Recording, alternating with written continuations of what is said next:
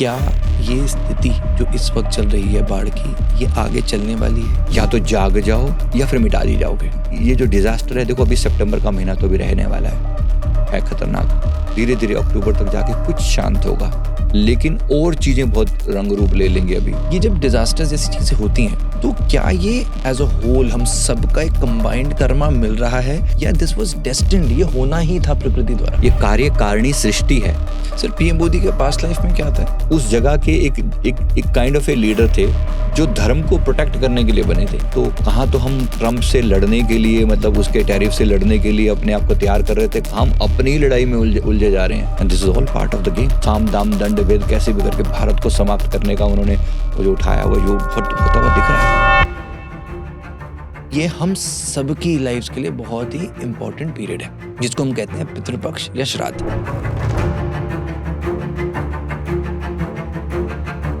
Negative सपने उल्टे सीधे आ रहे हैं, कभी कभी पितृ सपनों में भी आते हैं। अगर ऐसा है तो समझिए कि पितृदोष है ये, और अटके हुए पूर्वज आपको बहुत तकलीफ देते हैं। ये पितृपक्ष उन्हीं को रिलीज करने का सबसे गोल्डन और आसान टाइम पीरियड है। ये ऐसा पीरियड होता है जब देवता सो जाते हैं और जो खराब शक्तियां होती हैं वो जागरूक हो जाती हैं। ये 4 महीने का टाइम पीरियड वही चल रहा है। जैसे ही 13 डेज टाइम पीरियड ओवर होता है ना, एक गोल्डन गेट बंद कर दिया जाता है। एक असफलता है, कोई चीज अटकी पड़ी है, विवाह में बहुत ज्यादा बाधा आ रही है, बच्चे नहीं हो रहे हैं, काम रुका पड़ा है, घर में बीमारियां बहुत ज्यादा हैं। अगर ऐसा है तो समझिए कि पितृदोष है ये। आफ्टर डेथ यमराज आते हैं, यमराज लेकर जाते हैं, तो फिर वो इन सोल्स को लेकर नहीं जाएंगे। जीते जी वो हमारा अपना था, लेकिन मृत्यु के बाद वो ये जो सुसाइड की जाती है, इनकी सोल्स का क्या होता है? ब्रह्म हत्या के बराबर इसको दोष मिलता है। और अपने आप की मृत्यु का उसने जो कष्ट था ना, उससे ऐसे मतलब बंदा ऐसे।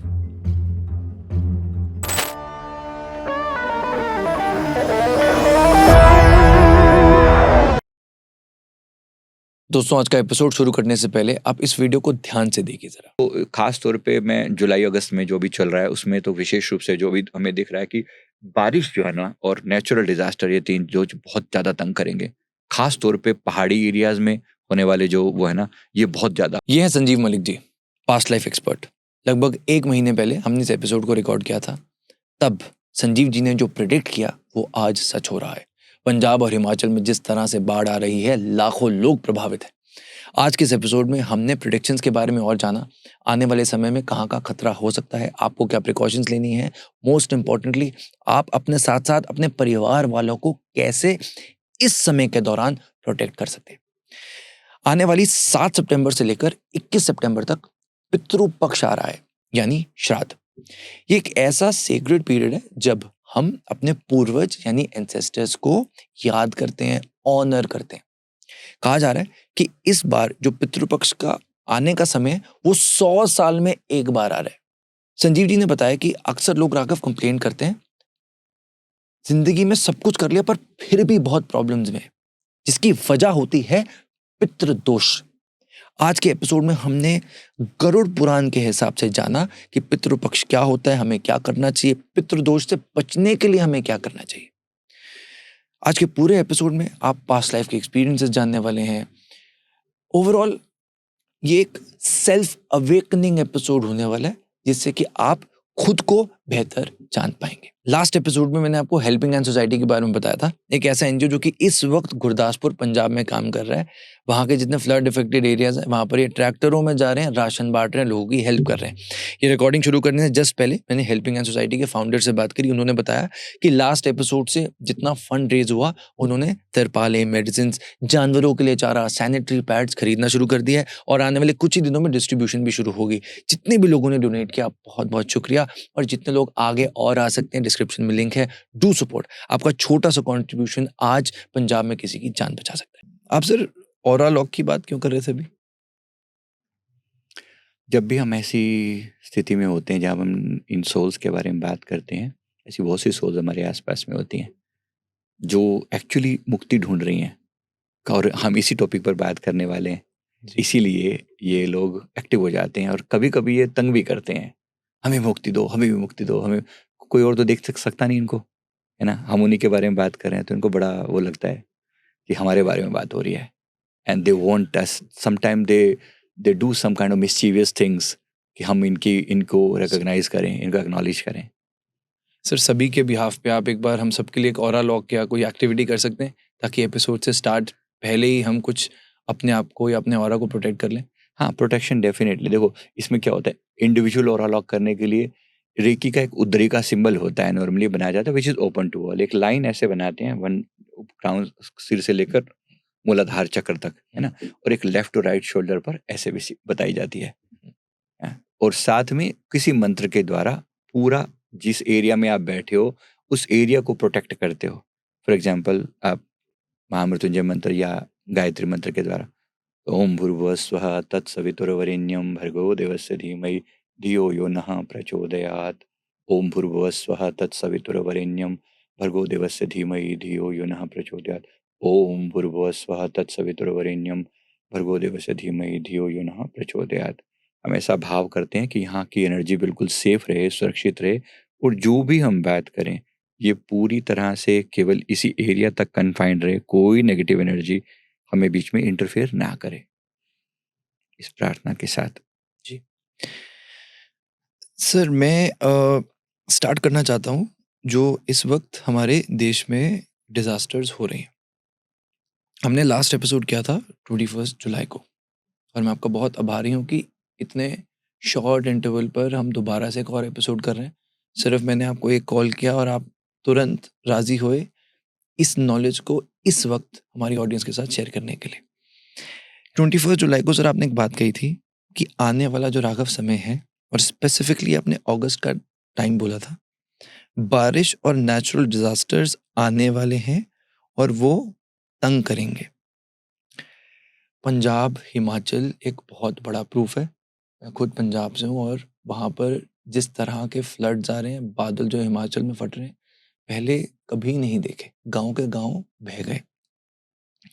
मैं सर आपसे ये हम्बली पूछना चाहता हूँ कि जो एंजल प्रेडिक्शंस हैं, क्या ये स्थिति जो इस वक्त चल रही है बाढ़ की, ये आगे चलने वाली है, और हाँ तो कौन सी स्टेट्स आगे भी इफेक्टेड रहेंगी? देखो ये बड़ा दुखद है, एक्चुअली बहुत ज़्यादा दुखद है कि ऐसा हो रहा है. मैंने कहा था कि भगवान करे ना सच हो, लेकिन सच हो रहा है, दिक्कत है. तो इसमें बहुत सारे फैक्टर्स हैं क्यों हो रहा है. अगर देखें तो हमारे बहुत सारे कार्मिक होते हैं, कंबाइंड कार्मिक इन्हें बोला जाता है. तो उन कंबाइंड कार्मिक के बेसिस पे कुछ घटनाएं घटती हैं. और वैसे भी अगर ये साल कहें तो पूरा साल ही मंगल का साल है, मंगल सेनापति होता है, तो लड़ाइयाँ उस वे में होती हैं. या नेचुरल डिजास्टर्स आके किसी तरीके से हमें लर्निंग देने के लिए एक तरीके से एक अवेकनिंग पीरियड भी चल रहा है. एक अवेकनिंग पीरियड सबके लिए, या तो जाग जाओ, आखिरी वार्निंग है, या फिर मिटा दी जाओगे. और देखो सच में कैसा नहीं हो रहा. मतलब जो लोग जाग गए, जिनकी कुछ अवेकनिंग हुई, जो लोग थोड़ा समझ रहे हैं, शायद वो लोग सर्वाइव भी कर पा रहे हैं. और नहीं तो फिर प्रकृति का कहर तो फिर है ही सही. अब देखो पहाड़ों के बारे में तो हम पहले से, हम लोगों ने डिजास्टर भी तो बहुत क्रिएट किए हैं ना. पहाड़ों को कितना काटा है, कितना तोड़ा है, कितनी टनल्स बनाई है. मतलब नेचर के साथ पंगा लेना काइंड ऑफ, जिसे हम कहते हैं ना, तो वो एक हम इंसानों की बहुत बड़ी गलतियां हैं. खोखले कर दिए पहाड़ अंदर से, तो एकदम लैंडस्लाइड हो रही है पूरे के पूरे. आप देख रहे हो बड़ी बनाए हुए ब्रिज ऐसे ढहे जले जा रहे हैं, बनाए हुए घरों के अंदर पूरा का पूरा गांव बह गया. कुछ सेकंड के अंदर क्लाउड बस्ट हुआ और पूरा गांव जो है ना बह गया. वो सब हमने सबने होता हुआ देखा है, और बड़ा दुखद है, बड़ी पीड़ा है इस चीज़ की. अब पंजाब में देख रहे हैं तो इतनी बुरी हालत है. अभी कुछ ही दिन पहले मेरी कल परसों ही बात हो रही थी, तो बिल्कुल लोग ऐसे मतलब मरे जा रहे हैं. गाँव के गाँव पूरे तबाह हुए पड़े हैं, गाँव के गाँव. जैसे प्रकृति एकदम फ्यूरियस है, एकदम गुस्से में है कि तुमने समझे नहीं अभी तक बात क्या. तुम मतलब पंच तत्व जिसे कहते हैं ना, पृथ्वी जल अग्नि वायु आकाश. वहां पे देखो अफगानिस्तान के अंदर 6.0 मैग्नीट्यूड अर्थक्वेक आए हैं, कोई थोड़ा नहीं है ना. इतना डिजास्टर हो रहा है. पीछे जापान में इतने अर्थक्वेक्स आए हैं छोटे छोटे, वहां तो बहुत सारे आते रहते हैं. इसी प्रकार बाकी सब जगहों पर भी आ ही रहे हैं. पीछे यूएसए में भी था कुछ समय पहले. तो वो भी पृथ्वी से, जल से, अग्नि से, वायु से और आकाश से, है ना. अग्नि हमने जो प्लेन क्रैश देखा है ना, सारा डिजास्टर तो वही है ना. साथ साथ स्टैम्पीड्स भी हो रही है मंदिरों में. मानसा देवी मंदिर में भी अभी स्टैम्पीड हुई थी. हाँ हाँ. ये आगे भी ऐसी बहुत आशंका है. मैंने पहले भी कहा था कि बहुत ज़्यादा चांसेस हैं.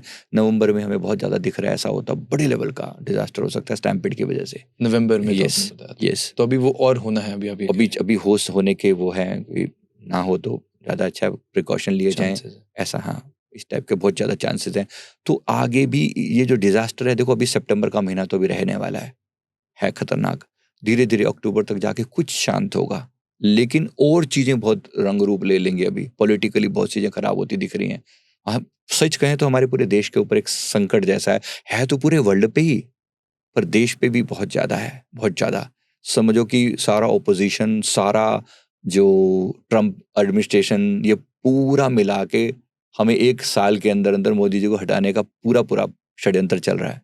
This is all going on, और इसमें बहुत ज़्यादा चांसेस हैं सरकार पे संकट आने के चांसेस हैं। हालाँकि वहाँ जो मतलब हमारा नेतृत्व है, मोदी जी और आदरणीय उनका जो पूरा टीम है, वो बहुत स्ट्रॉन्ग है, बहुत सॉलिड है। लेकिन हर तरीके का प्रयास किया जा रहा है, इवन हमारी ऑपोजिशन और बाकी सब चीज़ें। तो वहाँ पर बहुत सारे डिज़ास्टर होने के चांसेस हैं। डिज़ास्टर यही, जैसे आप बार-बार प्रोवोक कर रहे हो, बार-बार प्रोवोक कर रहे हो, तो कुछ चीज़ें गड़बड़ हो सकती हैं पॉलिटिकली, कुछ चीज़ें हिल सकती हैं। बहुत चांसेस हैं इस बात के कि अनस्टेबल करने का प्रयास किया जाए गवर्नमेंट को। तो कहाँ तो हम ट्रम्प से लड़ने के लिए, मतलब उसके टैरिफ से लड़ने के लिए अपने आप को तैयार कर रहे थे, कहाँ हम अपनी ही लड़ाई में उलझे उलझे जा रहे हैं। And this is all part of the game. साम दाम दंड भेद कैसे भी करके भारत को समाप्त करने का उन्होंने वो जो उठाया हुआ, जो बहुत होता हुआ दिख रहा है, बहुत बुरी तरीके से दिख रहा है। और इसमें हम सबको यूनिटी की जरूरत है, और अपने अपनी मतलब सत्ता पर, यानी कि अपने लीडर्स पर विश्वास रखने की जरूरत है कि अभी अभी समय आएगा जब आपको ऐसा प्रूव करने की कोशिश की जाएगी कि जैसे Modi ji is the most most culprit person, मतलब काइंड ऑफ कि सर ही वो इज तो द किया ही जा रहा है, जो बार बार। कांग्रेस हाँ। का जो आपने देखा होगा अभी राइट। राहुल गांधी जी ने भी वोट चोरी का एक एलिगेशन लगाया। अब वो एलिगेशन है, वो बात सामने आई है, तो बहुत से ऐसी चीजें आ रही हैं। क्योंकि आपने पिछली बार ये कहा था कि पीएम मोदी जी जो हैं वो 2026 में संन्यास लेंगे और योगी 27 तक। 27 तक, ओके, 27 तक मोदी जी संन्यास लेने की उनकी बात आ रही है। और आपने कहा था कि योगी जी हमारे देश का नेतृत्व लेंगे। तो अभी आप ये चीज कह रहे हैं कि सरकार को गिराने की भी कहीं ना कहीं साजिश चल रही है, कामयाब नहीं होंगे। कामयाब नहीं नहीं, होंगे। बिल्कुल नहीं। ये बिल्कुल ऐसा नहीं है कि सरकार कोई बहुत बड़ा संकट है, लेकिन हाँ तमाशे बड़े करेंगे। ओके, तो हमें भरोसा रखना है अपने लोगों को। ऐसा ना हो कि हम ही भरोसा तोड़ दें अपना, मतलब कि कोई भी चीज़ ऐसी आए तो अपने लीडर्स के ऊपर भरोसा रखिए कि वो बंदा दिल जान से लगा पड़ा है। हमने जिनको चुना है वो मतलब कोई साधारण वो नहीं है। कोई इसको बेशक पॉलिटिकल मोटिव माने, कुछ मर्जी समझे, लेकिन मोदी जी इज ग्रेट। आज पूरी दुनिया सैल्यूट कर रही है। अरे खुद उनके एडमिनिस्ट्रेशन के बंदे, ट्रम्प के बंदे अपने ट्रम्प को गालियां दे रहे हैं और कह रहे हैं कि तुम देख रहे हो, तुम किससे पंगा ले रहे हो। पीछे कुछ दिन पहले एक कार्टून दिखाया गया था वहां के किसी, उसने उसमें एक चूहा दिखाया गया था कि जैसे administration US is kind of एक चूहा है, और इंडिया एक हाथी की तरह से उसको ऐसे कि तुम्हें समझ क्या रखा है। तो we are the world largest democracy, और आप उसको चैलेंज कर रहे हो इस तरीके से, छोड़ेंगे तो नहीं। मोदी जी मतलब हर फ्रंट पे लड़ रहे हैं, वो भी एक फ्रंट है। और जो इंटरनल फ्रंट जो है ना, ये ज्यादा खतरनाक है। बाहर के फ्रंट से तो लड़ लेंगे, वहां नहीं हमारा कोई बिगाड़ सकता कोई भी, लेकिन अंदर के फ्रंट पे ये लोग तंग करेंगे, ये पंगे करवाएंगे बार बार अलग अलग तरीके से भड़का के। अभी महाराष्ट्र में देखो, मैंने पहले बोला था महाराष्ट्र में कुछ अनस्टेबिलिटी आएगी। ये अनस्टेबिलिटी दिख रही है यहाँ पर। ये इस टाइप की कुछ मराठा आंदोलन को भड़का दिया, उसको कुछ थोड़ा बहुत रिश्वत जो देते होंगे, जो पीछे करते होंगे, हम नहीं पता, लेकिन पीछे से कि भड़काने का प्रयास किया जा रहा है, मजहबी दंगे भड़काने का प्रयास किया जा रहा है। तो इस बात के चांसेस और भी ज्यादा हैं कि ऐसी ही कोई हरकतें और की जाएं इनके द्वारा। सर पीएम मोदी के पास्ट लाइफ में क्या आता है? मैंने इनका एक पास्ट लाइफ देखा था जिसमें मैंने इनका देखा था कि एक ऐसे स्ट्रगलफुल, मतलब एक गुजरात और राजस्थान के बीच में एक स्थान था, एक जगह थी। उस जगह के एक काइंड ऑफ ए लीडर थे जो धर्म को प्रोटेक्ट करने के लिए बने थे। उनका एक पास्ट लाइफ, मतलब एक बता रहा हूँ, उसमें क्या था कि धर्म और समाज की रक्षा के लिए उनका दायित्व था, और उन्होंने खूब अच्छे से निभाया, बहुत सॉलिडली निभाया। ओनली उसके बहुत पॉजिटिव चीजें थी। बहुत दो लोग टर्की वर्की से ना आक्रमण करते थे भारत को लूटने के लिए वहां पर, जैसे बाकी जगहों पर भी आए, मुगल वगैरह आए, सब आए ना, ऐसे ही वहां से आते थे, अटैक करते थे। तो ये it he was a leader in 13th century there to protect people over there, and he did the job very nicely.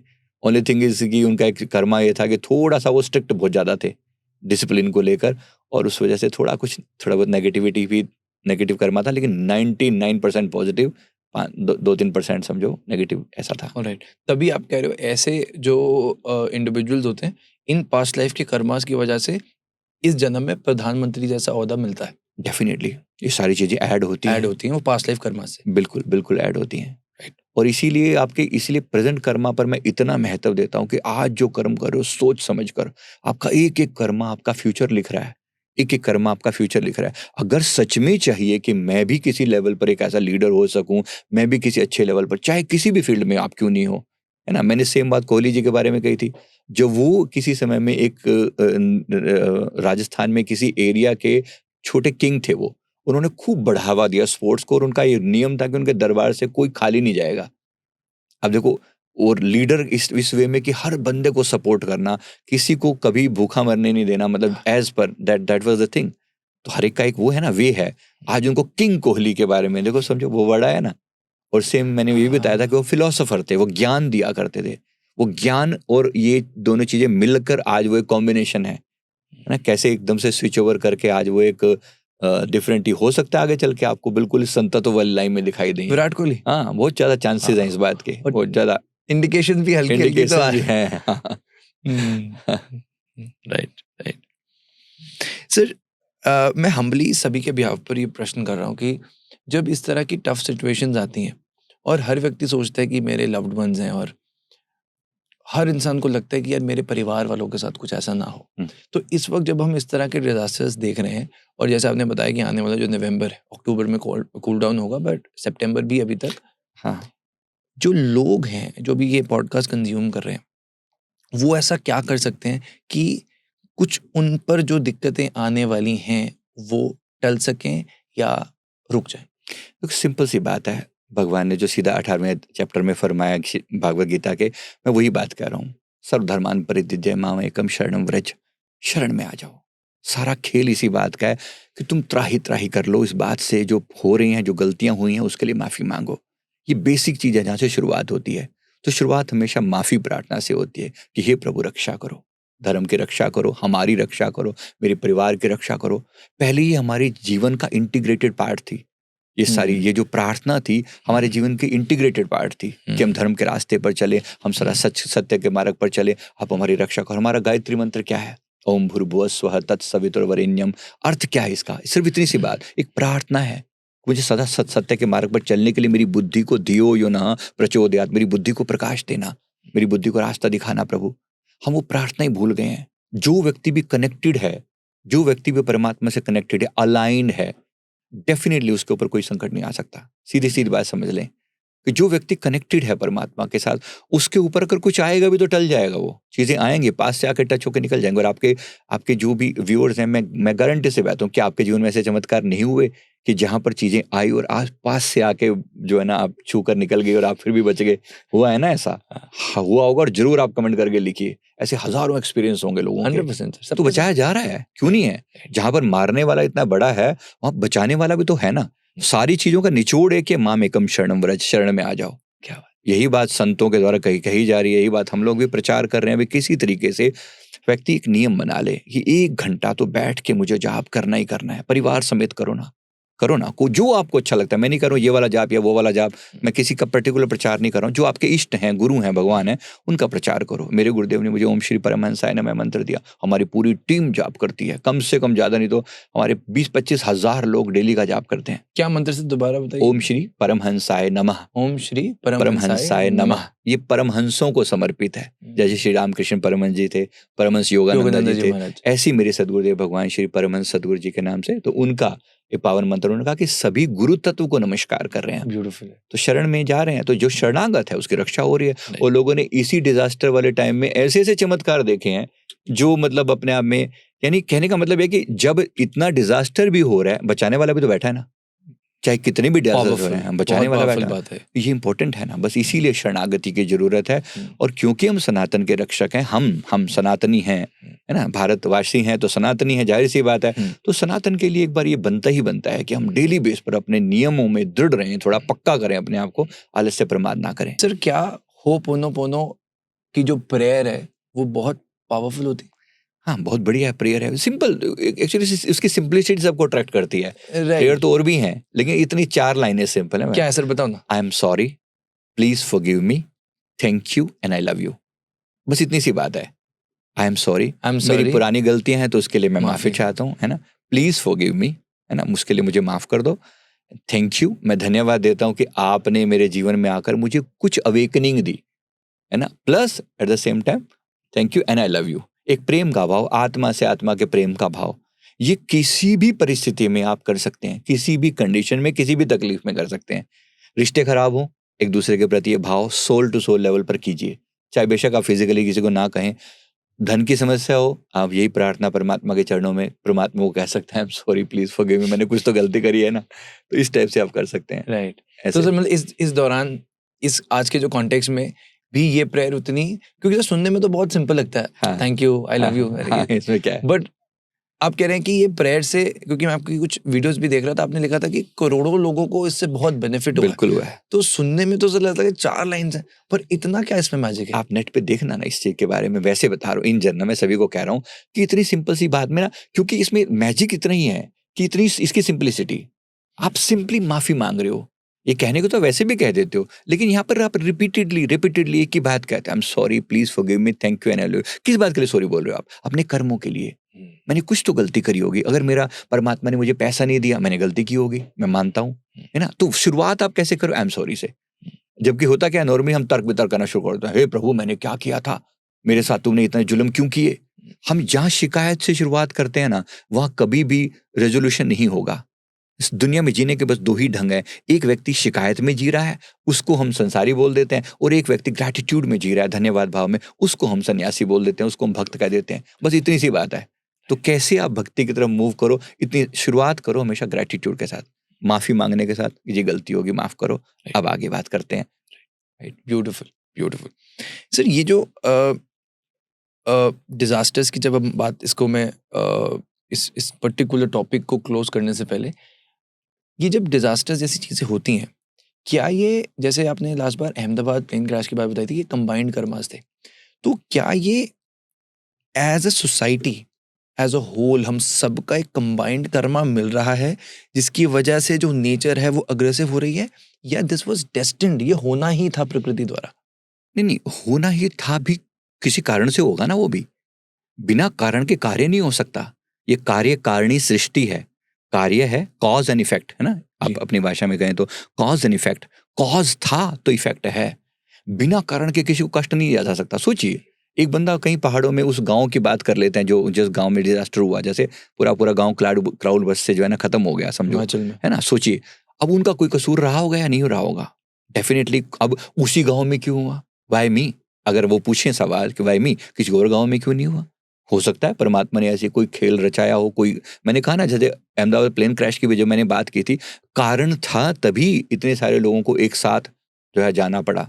अब इसमें कोई एक्सीडेंटल नहीं था, मतलब वैसे तो एक्सीडेंट हमें लगा, लेकिन ऐसा कि वाई मी, जब सवाल आता ना कि मैं ही क्यों, किसी और के साथ क्यों नहीं हुआ, फिर ये मैं तो इतना कुछ करता हूँ मैं तो दुनिया के लिए, मैं तो इतना कुछ बुरा भी करता नहीं हूँ, हूँ, दिल मैं तो साफ बुरा है। भी नहीं हूँ, तो कोई ना कोई कर्मा जरूर जुड़ा होगा। तो मैं सभी के लिए कह रहा हूँ, प्रत्येक दुख के पीछे, जब जब आपके जीवन में कोई दुख आए, तो प्लीज अपने आप से सवाल करें। जब आप कहते हैं ना वाई मी, मेरे साथ ऐसा क्यों हो रहा है, तो डेफिनेटली कुछ होगा कि योर कर्मा। अब क्या था ये एकदम से तो नहीं पता लग रहा कि मैं तुरंत बोल दूं, उसके लिए आप may be past life regression करवाएं या समथिंग करें, कुछ भी करें, लेकिन कर्मा आपको जरूर फोकस करना चाहिए। यहाँ कुछ भी अकारण नहीं हो रहा, बिना कारण के नहीं हो रहा, बिल्कुल भी नहीं, बिल्कुल भी नहीं। तो कुछ मैन मेड डिजास्टर्स हैं, यानी कि जैसे हमने ओवरऑल वो किया, तो वो भी तो हमारा कर्म ही था ना। अब लोगों ने अपनी लैंड बेची, फॉर एग्जांपल, जैसे किसी ने पहाड़ों को समतल बना के अपनी जमीन बेची, फायदा तो उठाया ना। अब जब समय आया, कैसे वो चीजों का वो डिजास्टर हुआ, लोग आने लगे, वही सब खत्म हो गया। वो सब खत्म हो गया। लोगों ने रिजोर्ट जैसा बना रखा था, उसी में किसी ने बताया कि रिजोर्ट जैसा बना रखा था, पूरा पूरा गया ऊपर नीचे, सब समाप्त हो गया। पता नहीं क्या क्या कर्म जुड़े होंगे, क्या क्या कर्म जुड़े होंगे। और फिर ऐसे लोगों को देखो, हम लोग कह भी रहे हैं, फॉर एग्जाम्पल हमने तो बोला भी भाई भाई पहाड़ों के लिए समय बहुत खराब है, पर क्या वो लोग मूव कर पाए? कुछ लोगों ने तो कहा वो मूव कर गए। मेरे बहुत सारे लोगों ने कहा कि जब से आपने कहा कि हमने मतलब ये एटलीस्ट हमने कुछ समय के लिए पहाड़ों को छोड़ दिया, लोग छोड़ गए तो बच भी गए, सच बात है ना, कुछ तो। लेकिन जो नहीं है वो बैठे हैं। मैं नहीं कह रहा सबके लिए पॉसिबल है, आसान बात नहीं है, कोई बच्चों का खेल नहीं है कि कोई अपने घर को छोड़कर जल्दी कोई चला जाएगा। लेकिन भाई एक समय दिख रहा है कि टफ है, कोई बोल रहा है कि भाई देख लो प्रिकॉशंस तो लो। प्रिकॉशंस तो ली जा सकती हैं, शायद बच भी जाते। सर अगर ये मैं समझता हूँ कि कंबाइंड कर्मास होते हैं, और ऑब्वियसली हम जाने जाने अपनी लाइफ में कई बार बहुत सी चीज़ें ऐसी होती हैं कि हमें खुद लगता है यार ये नहीं करना चाहिए था, किसी को कह दिया इसका दिल दुखाया होगा, काश मैं कुछ ऐसे बोल देता। बहुत सी ऐसी लाइफ में चीज़ें होती हैं। तो सिर्फ जब ऑलरेडी हमें पता ही है कि ऑलरेडी ये कर्मा बन चुके हैं हमारे, या जैसे ये डिजास्टर्स, जैसे आपको भी पता है कि वो होने ही वाले हैं, एंजल प्रेडिक्शंस हैं ही, तो क्या ये किसी तरीके से उन्हीं लोगों द्वारा कोई पर्टिकुलर कर्म करके वो चीजों को रोका भी जा सकता है? Definitely, why not, definitely. अगर कोई भी व्यक्ति जो उस स्थिति में आने के चांसेस हैं, मैंने अभी अभी आपको कहा ना, आपने पूछा परिवार को कैसे प्रोटेक्ट करें, जैसे मैंने परिवार के बारे में बोला, क्या ऐसे गांव को प्रोटेक्शन नहीं दिया जा सकता? लोग पहले प्रार्थना क्या करते थे, कंबाइंड प्रेयर क्या करते थे, पूरा पूरा गांव जाके अपनी कुल देवी कुल देवता को जाके मनाते थे। वास्तव में क्या है, जुड़ने का एक प्रोसेस ही तो था कि जाकर जुड़ो, प्रार्थना करो अपनी कुल देवी के आगे। सारे मेथड ही छोड़ दिए उन्होंने, सारी बातें ही छोड़ दी। सनातन का तो बिल्कुल यही तो गड़बड़ हुई है ना, सारा का सारा जो बेस था, जो फाउंडेशन था, जो झुकने की, प्रोटेक्शन की एक हमारी कला थी। हमारा सनातन किस बात पर बेस्ड है? यही बेस है, प्रार्थना हमारे सनातन का आधार है।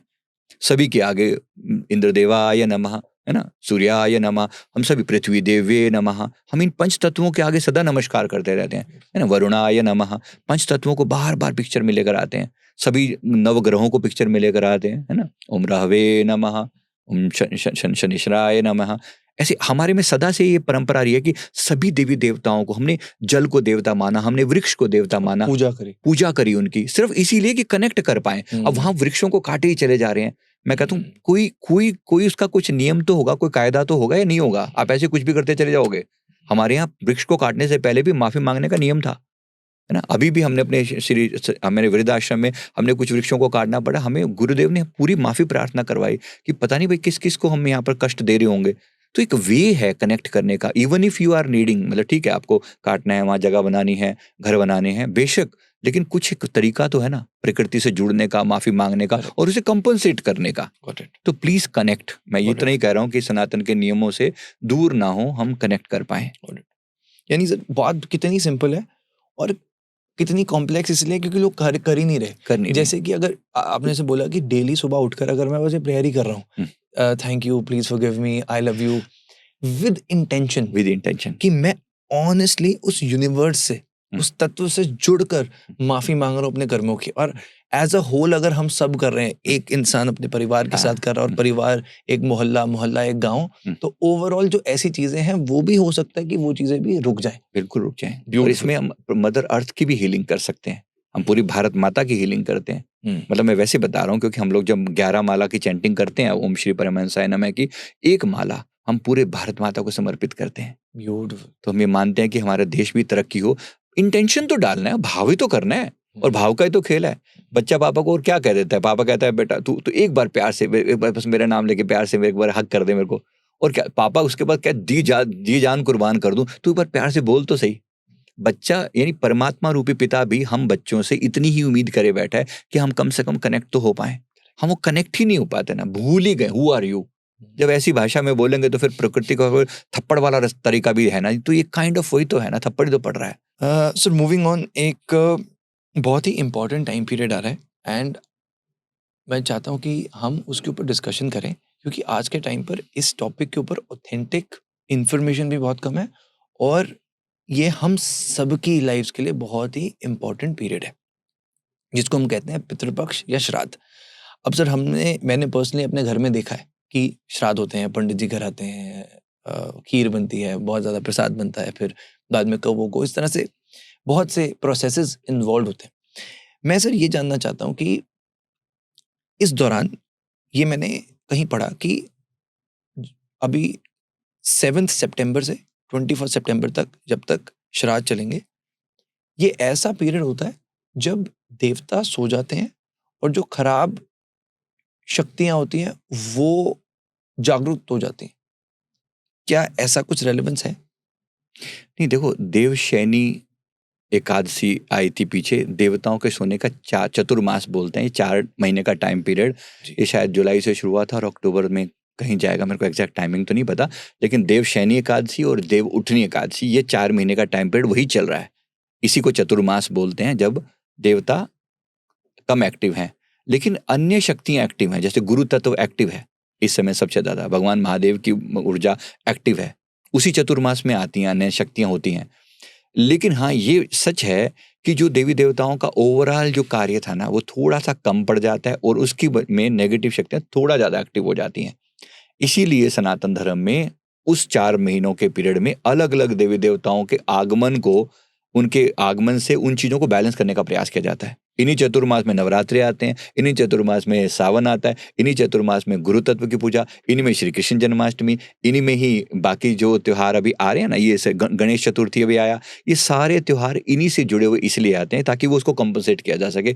देवों का बेसिक तो वो हो गया मतलब, लेकिन ओवरऑल समझो, ये जो श्राद्ध का टाइम पीरियड है, वास्तव में समझो ये एक तरीके से यमराज के द्वारा, यानी काल के द्वारा, ये जो पितृलोक हैं, पितृलोक के जो में हमारे जो पितृ बसते हैं, यानी जो हमारे एंसेस्टर्स थे, उनको एक टाइम दिया जाता है कि कुछ समय के लिए जाकर अपने बच्चों से, अपने परिवारजनों से जाकर मिलके आ सकते हो। इस kind of A release period for them. तो वहाँ का 1 घंटा यहाँ के कुछ जैसे 15 दिन के बराबर होता है, कुछ ऐसा-ऐसा इसमें है। तो एक टाइम दिया जाता है, कुछ में कोई नेगेटिव वाली बात नहीं है। पितृ हैं, मिलने आ रहे हैं अपने बच्चों से, कोई इसमें बुरा नहीं है। हाँ, लेकिन इसमें कुछ और पार्ट भी हैं जिस पे अभी हम डिस्कशन जी, कर सकते जी, हैं। जी।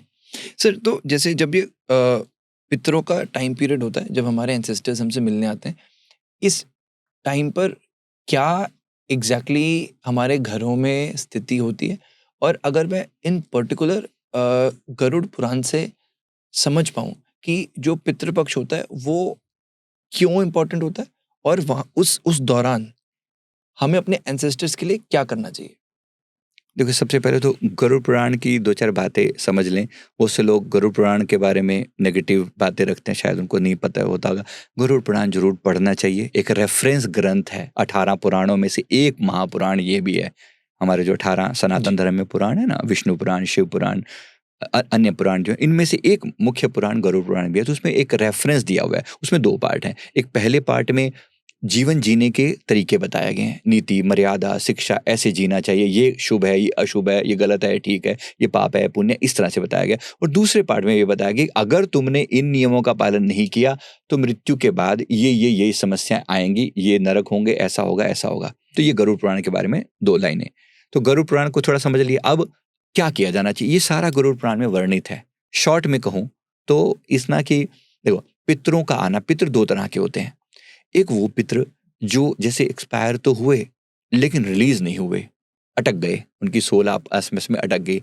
तो पितृपक्ष का एक पहलू होता है उनको रिलीज करवाना। जो पितृ गए लेकिन गए नहीं, मतलब यहाँ से एग्जिट नहीं हुए, वो प्रेत योनि में भटक रहे हैं।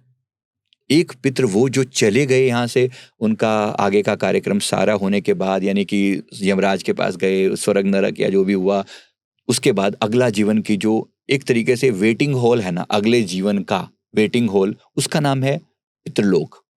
पितृलोक एक ऐसा टेम्परेरी प्लेस है जहां पर रखा जाता है इन पितरों को। जब तक धरती पर इनके गर्भ के लिए प्रॉपर स्थिति तैयार नहीं होती, तब तक ये वहां रहते हैं। मतलब ये वेटिंग पीरियड में है। और जब पितृपक्ष आता है तो ये वहां से ब्लेसिंग देने के लिए आते हैं। तो 2 तरह के पितृ हो गए, एक जो हमारे आसपास में है, दूसरे भटक रही आत्मा? भटक रही हैं, और एक वो जो वहां चले गए हैं, वो आशीर्वाद देने के लिए आते हैं। उनको हम पितृ देवता बोलते हैं, इनको नॉर्मल पितृ बोल देते हैं, ऐसा जनरल वर्ड बोला जाता है ऐसे करके। तो हमें दोनों के लिए प्रयास करना पड़ता है। एक भटके हैं तो उनकी मुक्ति हो जाए, और जो वैसे ठीक ठाक हैं, मतलब पितृ देव हैं, वो आए और आशीर्वाद देकर जाएं। ये 2 बातें होती हैं इसके अंदर। Right, right. अब सर, इसी से हम आगे चलते हैं कि घर पर क्या करना चाहिए जिससे कि मुक्ति मिल जाए? राइट, देखो इसमें 2 बातें। पहले श्राद्ध वर्ड है ना यूज किया जाता है। श्राद्ध मतलब क्या? श्राद्ध का जो बेस है वो है श्रद्धा। तो श्रद्धा पूर्वक उन तक अपनी चीजों को कम्युनिकेट करना। पितरों के साथ हमारा बड़ा गहरा रिश्ता है। हम ऐसा सोच के देखें, जीवन में जिनका दिया हम खा रहे हैं, एक तरीके से उन्होंने हमें, इस शरीर भी उन्हीं से आया, माता पिता से और बड़ों से आया। एक एंसेस्ट्रल हेरिटेज हमारी चल रही है, तो उनके गुण चल रहे हैं, उनके संस्कार हमारे भीतर हैं। आज हम जो भी हैं उन सारी सबका निचोड़ है ना ओवरऑल। तो एक तो ये वाला पक्ष है उसका कि वो सब आए, उनका एक धन्यवाद तो बनता है ना, जिनके बनाए हुए घर में हम रह रहे हैं, जिनका नाम हम यूज कर रहे हैं, है ना। हमारे पिताजी ऐसे ऐसे थे, उनके दादाजी ऐसे ऐसे थे, उन्होंने इतना नाम किया, देश की इतनी सेवा करी, वगैरह वगैरह। अब जो भी करें, उनका दिया हुआ हम खा रहे हैं। तो एक कनेक्शन है हमारी सोल का, हमारे संस्कारों का, हमारी आत्मा का और हमारे शरीर का भी। तो और शायद उनका घर भी यूज कर रहे हो या उनका परिवार, तो एक शुक्राना तो बनता है, धन्यवाद बनता है, तो उसके लिए श्राद्ध वर्ड यूज किया गया, श्रद्धा पूर्वक। जैसे हम मातृ day, mother's day, father's day मनाते हैं, समझो ये पितृ पक्ष है, वो डे ना होके पक्ष बना दिया, क्योंकि वो एक तरह के नहीं होते, वो कई टाइप के पितृ होते हैं। अब जो विवाहित थे उनका अलग है, अविवाहित थे उनका अलग होता है, नान के अलग, दाद के अलग, इनको भी अलग अलग रूपों में काउंट किया जाता है। तो इसीलिए 15 दिन का टाइम पीरियड दिया जाता है। ये आपको बताने के लिए भी वाई नॉट वन डे, इसके लिए 15 दिन क्यों रखे जाते हैं। अलग अलग पितरों के लिए अलग अलग तरह के तर्पण होते हैं। ओके, मतलब मदर के लिए फर्स्ट डे इस तरह से इस टाइप डिवाइडेड के है, डिवाइडेड है। फादर मदर हाँ। ऐसे ऐसे सबको एक एक पर्टिकुलर डे दिया डे गया। दिया गया। अविवाहित पितर हैं तो उनका अलग है, विवाहित पितर अलग हैं, जिनकी किसी अलग अकाल मृत्यु हुई उनके लिए अलग टाइप का प्रोविजन है, तो उनके लिए अलग अलग टाइप के श्राद्ध किए जाते हैं।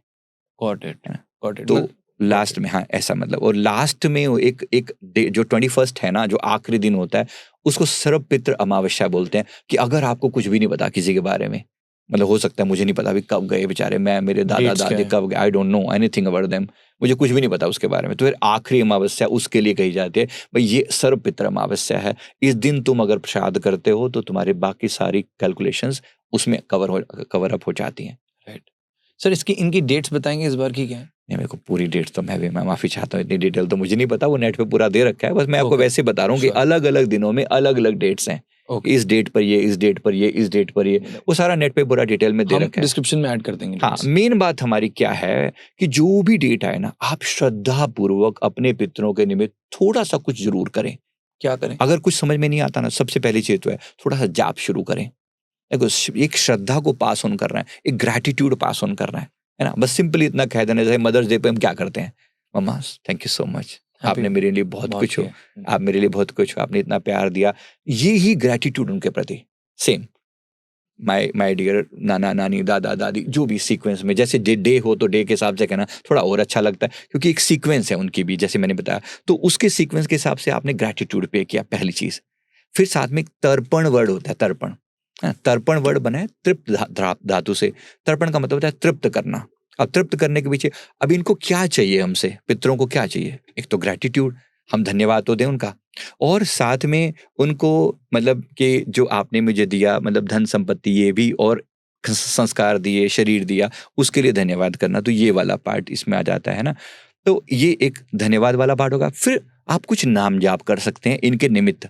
वो सबसे बेस्ट चीज है कि जैसे मान लो आपने आधे घंटे का नाम जाप इनको समर्पित कर दिया, कि ये आधा घंटा का जाप मेरे पितरों को समर्पित, प्लस तर्पण। अब तर्पण क्या है, छोटा सा एक प्रोसेस है, ज्यादा कॉम्प्लिकेटेड मैं नहीं कह रहा हूँ कि वैसे पंडितों से करवाएं, बेशक अच्छा है, उनका भी एक सम्मान का एक लेवल है, जरूर होना चाहिए, पर इन जनरल आप घर पे खुद भी कर सकते हैं। ऐसा नहीं कि सिर्फ इसी चीज के, क्योंकि कोई दूसरा करेगा उसमें वो श्रद्धा नहीं हो सकती, जरूरी नहीं है। आप करोगे, आप आपके अपने हैं, राइट, तो अपनों के प्रति एक प्यार का भाव। राइट। और सर बहुत सारे लोग ऐसे भी होंगे जो कि आउट ऑफ इंडिया रहते आउट ऑफ इंडिया रहते हैं, आसपास कोई पंडित जी नहीं होना होंगे जरूरी नहीं और है, उनके पास साधन कोई भी ना हो। साधन ना हो, तो हाँ। वो डेफिनेटली इस चीज को कर सकते हाँ, हैं। तो जी उनके लिए सर। बहुत सिंपल वाला साधन है। उनके लिए सिंपल सा एक कुशा होती है, कुशा एक पवित्र घास होती है, ना मिले तो वो भी कोई बात, इतनी बड़ी बात नहीं होती है। वैसे कुशा का प्रावधान होता है, जल होता है, उसमें थोड़े तिल होते हैं, और फिर लास्ट में एक सफेद कपड़ा रखा जाता है और एक प्रार्थना। तो दक्षिण दिशा में मुख करके बैठना होता है, अपना फेस दक्षिण साउथ साइड में, क्योंकि पितरों का वहां से कनेक्शन होता है। ऐसा करके जो पितृलोक का कनेक्शन हमारे साउथ साइड में है, तो ऐसा करके हम बैठते हैं और प्रार्थना करके पूरा प्रोटेक्शन लें अपने आप को। जैसे ऑरा लॉक किया ना मैंने, ताकि नेगेटिव चीजें तंग ना करें। तो ऑरा लॉक किया, प्रार्थना करी, अपने इष्ट गुरु भगवान को बुलाया। जैसे मैं करूंगा तो अपने गुरुदेव को बुलाऊंगा, अपने भगवान शिव को अवश्य बुलाएंगे, क्योंकि वो महाकाल हैं, काल के भी, और यमराज जी और बाकी देवी देवता होते हैं, तो सबके आगे प्रार्थना की जा सकती है। पंच तत्वों के आगे, पृथ्वी देवे नमः, जल देवताय नमः, वरुणाय नमः, इन सब के आगे प्रार्थना की आप सबकी उपस्थिति। आपको मंत्र याद ना रहे कोई जरूरी नहीं है, प्रार्थना और भाव जरूरी है। फिर आप कहें अपने पितरों के निमित्त अपनी प्रार्थना करते हुए, भाव करते हुए, कि मैं आपको समर्पित करता हूँ, ये जो जल है, ये जो तिल है, मैं आपको समर्पित करता हूँ, आपका शुक्रिया अदा करता हूँ। बस इतनी सी बात है। और उसमें जैसे ओम पितृ देवताय नमः, ओम कुल देवताय नमः, उसमें कुल देवी कुल देवता इनको भी नमस्कार किया जाता है। सिर्फ एक भाव बता रहा हूँ, बड़ा सिंपल सी चीज है, कोई बहुत कॉम्प्लिकेटेड बड़ी बड़ी बातें नहीं कर रहा हूँ। इतनी सिंपल कि आप 10 मिनट के अंदर अंदर आप इसको कर सकते हैं, लेकिन करना श्रद्धा पूर्वक, भाव से। अगर ये भी समझ में नहीं आता, कि पूरी बात लगे कि यार कहाँ इतनी बड़ी बड़ी बातें नहीं समझ में आ रही, आप सिंपली जाप करके समर्पित कर देना, कि मेरा ये जाप स्वीकार करें, मेरे भाव स्वीकार करें, मेरे हृदय के अश्रु स्वीकार करें, बस इतना काफी है। That's it. ब्यूटीफुल। तो it goes. Got it. Sir इसको कंसाइज करने के लिए, एक पितृलोक है जहाँ पर जो आत्माएं या तो भटकती हैं या तो वो आत्माएं जो कि पितृलोक एक वेटिंग रूम है, रीबर्थ से पहले वो वहीं कहीं पर हैं। श्राद्ध के जो दिन है, हर दिन किसी ना किसी को डिवाइडेड है, कोई मदर्स के लिए, कोई फादर्स के लिए, ग्रैंड पेरेंट्स के लिए, कोई विवाहित है, किसी की शादी हुई है, किसी की शादी नहीं हुई, किसी बच्चे के लिए, सडन डेथ हुई है किसी की, इस तरह से हर डे डिवाइडेड है, जिसके बारे में लोग पता लग सकते हैं, इंटरनेट पे देख सकते हैं। उसके बाद जब जिसका दिन है, फॉर एग्जाम्पल किसी के अगर ग्रैंड पेरेंट्स नहीं है, ग्रैंड फादर नहीं है, तो ग्रैंड फादर वाले दिन वो ग्रेटिट्यूड करें, उनका धन्यवाद करें, उनकी ब्लेसिंग्स के लिए थैंक यू बोलेंगे, नाम जाप करेंगे, अपने गुरु को याद करेंगे, 5 तत्वों का हम सुमिरन करेंगे, और तर्पण की जो आपने विधि बताई कि जो हो जाए हो पाए तो घास जो कि कुशा घास है, अगर वो हो पाए, जल में तिल डाल दें, तिल डाल के और सफेद कपड़ा साथ में साउथ डायरेक्शन में बैठकर ये सभी चीजें करें, प्रे करें, that is it, that's it. Simple, इतनी सिंपल सी बात है, कोई मुश्किल नहीं, कितनी बड़ी चीज हो जाएगी। राइट। और लास्ट में जब दिन आते हैं तो पंडितों को भोजन भी अवश्य करवा दें, क्योंकि वो भी उनकी एक परंपरा बना रखी है। इन जनरल अगर वो ना करवा सके तो किसी भी उनके पितरों की जो पसंदीदा चीज है ना, वो किसी को खिला दें, कोई उनकी पसंद। मेरे दादाजी को खीर पसंद थी, फॉर एग्जाम्पल। इन जनरल एक खीर एक कॉमन कहा दिया जाता है कि अगर कुछ और नहीं तो खीर सही है ना, उसमें सब कह दिया जाता है, खीर उसको इंक्लूड कर देता है कि उसमें सब मेवे शेवे डाल के आपने वो कर दिया, तो वो सब तृप्त हो गए। तो कुछ 11 लोगों को, 21 लोगों को, जितनी आपकी श्रद्धा हो, कैपेसिटी हो, वो कर सकते हैं थोड़ा सा। ओके, तो जो उनको पसंद है वो हम खिला भी सकते हैं या डोनेट कर सकते हैं। कुछ कपड़ा उनको पसंद है तो उस तरह का हमने डोनेट कर दिया, इस तरह। राइट। इसमें एक पार्ट और बचता है जो मैंने कहा कि देखो 2 तरह के मैंने बोले पितर। एक तो वो जो वहां से आते हैं आशीर्वाद देने, एक अगर अटके हों, अब ये भी बात करना बहुत जरूरी है, अटके हों, अगर आपको कहीं परेशानी आ रही है, देखो जिंदगी में अगर कोई असफलता है, कोई चीज अटकी पड़ी है, विवाह में बहुत ज्यादा बाधा आ रही है, बच्चे नहीं हो रहे हैं, काम रुका पड़ा है, घर में बीमारियां बहुत ज्यादा हैं, क्वाइट पॉसिबल कि पितृदोष भी एक उसमें इसमें एक प्रॉब्लम का बेस हो सकता है कि पितृदोष के कारण ऐसा हो। अब पितृदोष ये क्या है, ये उसी से जुड़ी हुई बात है, क्योंकि बात जुड़ी है। हाँ बिल्कुल, क्योंकि उसी से जुड़ी हुई चीज है तो पता लगना चाहिए। पितृदोष भी पता उसी के साथ जुड़ा हुआ है। इन्हीं को शांत करने के लिए पितृ तर्पण किया जा रहा है, समझो, है ना जी। तो एक तो ये कि आशीर्वाद लेने के लिए तर्पण किया, बिल्कुल उचित है ना। दूसरा, अगर ये अटक गए, इनकी मुक्ति के लिए प्रयास किया, ये सेकंड पार्ट है इसका। ओके, है ना। अब इस सेकंड पार्ट के लिए हम कहते हैं गया जी चले जाओ, या हरिद्वार चले जाओ, या अन्य किसी जगहों पर, बहुत सी जगहें हैं ऐसी जहां से हमें कहते हैं कि काइंड ऑफ वहां पर गेटवे है ऐसा, जहां पर बैठकर आप कनेक्ट करते हैं तो वहां से पर भगवान के साथ कनेक्टिविटी होती है और उनको मुक्ति का चांस बनता है। अब देखो कोई अटका पड़ा था, फॉर एग्जाम्पल अब किसी के घर में सुसाइड कर लिया किसी ने, अब ऐसा कोई व्यक्ति है, या किसी की अकाल मृत्यु हुई, या किसी को मार दिया गया, ऐसी कोई भी चीजों में अगर ऐसा कुछ हुआ है, तो ऐसे केस में फिर उनकी मुक्ति के लिए कोई ना कोई उपाय करना पड़ता है। श्राद्ध के पीरियड, ये श्राद्ध के पीरियड में ही कर देना बेस्ट है। क्या किया जाए, अब उस पर आते हैं ना। मेन बात समझ लेना, क्या आपको ऐसी कोई परेशानी है? पहले मैं आपके व्यूअर से एक बात मेरे ख्याल कह लेना चाहिए कि आपको कोई ऐसी परेशानी है कि जीवन में कोई ऐसी चीज जो कांस्टेंट चली आ रही है, जिसका कोई रिकवरी नहीं दिखाई पड़ रही, शादी में रुकावट हो रही है, काम धंधा रुका पड़ा है बुरी तरह से। अब इसमें कई कारण तो और बहुत सारे हो सकते हैं, मैं नहीं कह रहा हूँ सबके लिए पितृदोष ही एकमात्र चीज है, लेकिन बहुत सारी चीजें हो सकती हैं। अगर ऐसा कुछ भी हो तो एक्सेप्ट करें, मतलब कहीं कमेंट करके आप बताएं कि शायद ऐसा है। तो पहली बात तो ये। दूसरी बात है कि अगर ऐसा है तो करें क्या, है ना। अगर मेरे को लगता है बहुत परेशानी आ रही है, हो सकता है मेरे पितर मुझसे नाराज हो, कई बार पंडितों के पास जाओ सीधा बोल देंगे पितर नाराज हैं आपसे, क्योंकि बहुत बड़ा रोल है उनका। नाराज भी होते हैं, हो भी सकते हैं। जैसे जिस घर में आप रह रहे हो, एक उदाहरण बताता हूँ, है ना, पितृदोष कैसे आता है। जिस घर में आप रह रहे हो, अब माता पिता ने कुछ रूल बनाए थे उस घर में कि भाई मेरे घर में मांस मच्छी नहीं बननी चाहिए, एक सिंपल ऐसे रूल था। आपने उनके जाने के बाद सारी चीजें भुला दी और घर में सब बन रहा है, तो पितर नाराज हो जाते हैं, आपने सारे रूल तोड़ दिए, है ना। कभी आ सकते मृत्यु के से पहले पितर को चाहते थे लेकिन आपने उनको एक्नॉलेज नहीं किया, या घर यानी कि अपने माता पिता को लोग वृद्धाश्रम छोड़ाते हैं, क्या भरोसा, मतलब सेवा नहीं कर पाए आप उनके अंत में, और मन में कोई भाव भी नहीं था ऐसा, तो ऐसे में भी पितृदोष लगता है। कुछ चीजों का आपने बहुत अनादर किया, तो ऐसे में पितृदोष लगता है। तो पितृदोष के कारण घर में बहुत सारी रुकावटें आती हैं। कभी कभी आपके घर की एनर्जी बड़ी हैवी हो जाती है, पितर जाते ही नहीं है। इनकी मुक्ति एक बहुत बड़ा टॉपिक है, इनकी मुक्ति के लिए उपाय करना। अगर आपको भी ऐसी कुछ ऐसा लगता है घर में हैवीनेस लगती है, घर से बाहर जाओ तो ज़्यादा सुकून मिलता है, शांति मिलती है, घर के अंदर ऐसा लगता है जैसे माहौल बड़ा ख़राब सा है, बीमारियाँ छोड़ के नहीं दे रही हैं, हर व्यक्ति कभी ना कभी परेशान सा घूम रहा है, प्रॉब्लम नेगेटिव सपने उल्टे सीधे आ रहे हैं, कभी-कभी पितृ सपनों में भी आते हैं। अगर ऐसा है तो समझिए कि पितृदोष है ये। तो इसके लिए उनकी मुक्ति का उपाय करना बहुत ज़रूरी है ना? उसके लिए अब कई चीज़ें होती हैं, इसमें बहुत सारे पॉइंट आते हैं कि कैसे उनकी मुक्ति के लिए उपाय किया जाए। क्योंकि सबसे बेस्ट पार्ट तो है कि डेफ़िनिटली उनके लिए एक लंबे टाइम पीरियड तक जाप करना पड़ सकता है, करना चाहिए। वैसे तो हम अपने लिए भी करते ही हैं ना नाम जाप परमात्मा का, वैसे ही इनके लिए मे बी 21 डेज़ तक या फिर 41 डेज़ तक आप अवश्य जाप करें, प्रार्थना निमित्त करके। क्या करना है? अपने इष्ट गुरु भगवान की मूर्ति सामने रखिए, फ़ोटो मूर्ति। अपने पितरों की फ़ोटो छोटी साइड में रख सकते हैं, मोबाइल में भी रख सकते हैं, लेकिन साइड में रखना अच्छा है फ़ोटो लगा के। दिया जलाएँ और प्रार्थना करते हुए कि हे प्रभु, हे परमेश्वर, आपको साक्षी मानते हुए मैं अपने पितरों की मुक्ति के लिए प्रार्थना कर रहा हूँ, जो कि मुझे लगता है कि अटके हुए हैं। अब देखो इसका उपाय भी है, पता भी लगाया जा सकता है कि अटके हैं कि नहीं अटके, वो भी एक तरीका है एनर्जी लेवल पर। हम लोग तो जान सकते हैं, हर व्यक्ति आसानी से जान पाए ज़रूरी नहीं है।